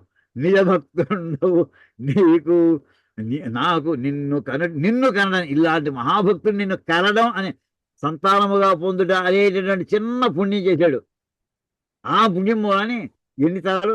త్రిసప్త పూర్వజులను కూడి, త్రిసప్త 3 into 7 21 తరాలు కూడి వాళ్ళతో కలుపుని పవిత్రుడై శుభగతిని వర్తించు. గతి అంటే గమనం, మార్గం అంటే వాడు తరాలను తరిస్తారయ్యా. ఇది ఎటువంటిదంటే విజ్ఞాన దీపజిత అనేక భవాంధకారులకు మద్భక్తులు వినోదించు దేశ జనులు. మా భక్తులు అంతా కూడా ఉండేటటువంటి ప్రదేశంలో అక్కడ అజ్ఞానంలో కొట్టుమిట్టాడుతూ చీకట్లో ఉండేటటువంటి వాళ్ళ ఆ దేశ జనులు, దుర్జనులైన దుర్మార్గులైనా సరే వీళ్ళ బంధువులు, వాళ్ళందరూ కూడా శుద్ధులేస్మా, వాళ్ళ యొక్క సంసర్గం అటువంటిది. సత్యంబు దైత్యోత్తమ అంటూ ఇక్కడ మళ్ళీ ప్రహ్లాదుడిని ఆశీర్వదిస్తూ ఈ రకంగా మనకి అపూర్వమైనటువంటి పద్యాలన్నీ అందించారండి ఈయన. ఇది చెప్తూ దీని మీద చివరికి ఏంటంటే, ఈ కథ చెప్పుకోవడం వల్ల శ్రీరమణీయమైన నరసింహ విహారము, ఇంద్రశత్రు సంహారము, పుణ్య భాగవతుడైన నిశాచరనాథ పుత్ర సంచారమును ఎవ్వడైన సువిచారత విన్నన్ పఠించినన్ శుభాకారముతోడ ఏ భయము కల్గని లోకము చెందు భూవరా. మనందరికీ కూడా గొప్ప వరాన్ని ఇచ్చాడండి ఆయన. శ్రీరమణీయమైన నరసింహ విహారము, నరసింహస్వామి యొక్క ఈ కథ అంతా కూడా ఇంకా ఎటువంటిది? ఇంద్రశత్రు సంహారము, ఇంద్రుడి శత్రువుడైనటువంటి హిరణ్యకశిపుడి యొక్క అని చెప్పచ్చు, లేదా హిరణ్యకశిపుడికే పరిమితం చేయొచ్చు. ఇంద్రుడికి శత్రువు అయినటువంటి వాళ్ళ యొక్క సంహారం చేసినటువంటి వాడు పుణ్య భాగవతుడైన మహాభాగవతోత్తముడు ప్రహ్లాదు. నిశాచరనాథ పుత్ర సంచారము, ఆ ప్రహ్లాదుడి కథ అంతా చెప్పుకుని ఎవడైనా ఏ ఒక్కటి చాలండి, మనం ఇంత గ్రూపులో ఇంతమంది ఉన్నాం. సువిచారతం విశ్లేషణ చేసుకుంటూ విన్నన్ పఠించినన్, వింటే చాలయ్యా, పఠిస్తే చాలయ్యా. శుభాకారముతోడా శుభాలు కలుగుతూ ఏ భయము కలగని లోకము చెందు, ఏ భయము చెందని లోకాన్ని ఆ ప్రదేశం ఏంటి తెలుసునండి? ఏ భయము లేని లోకం ఏంటి తెలుసిన? మోక్షం అండి. అర్థమైందండి? ఏ భయం లేదు. అభయం సత్వసం, మన 16వ అధ్యాయంలో మొట్టమొదటిది అభయం సత్వసం సిద్ధి అని ప్రారంభమవుతుందండి. దైవీ సంపత్తి అక్కడ అభయం. అదేమిటంటే అభయస్థానం అంటే మనకి మోక్షస్థానం అండి. అందరికీ మోక్షం కలుగుతూ ఉంటూ మనకి చక్కటి అనుగ్రహాన్ని పరమేశ్వరుడు మనకి ఈరోజు అందించారండి. ఈ కథ ఇక్కడితో ముగించుకుందాం, ఇక్కడ ఆపుకుందాం అండి. ఏళ్ళ క్లాస్ కూడా ఓం కాయేన వాచ మనసేంద్రియైర్వా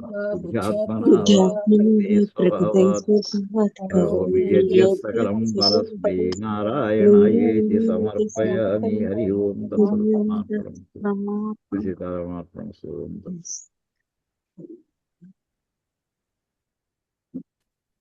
గురువుగారు అయ్యా నరసింహ గద్యం చదువుతాం అనుకున్నాను. లేదమ్మా,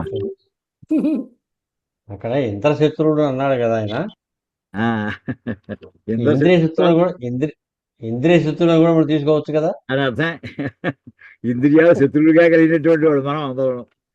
అది ఇది అది చక్కగా ఏదో అన్వయం. తక్కువ. బాగుందండి, బాగుంది పదం బాగుంది.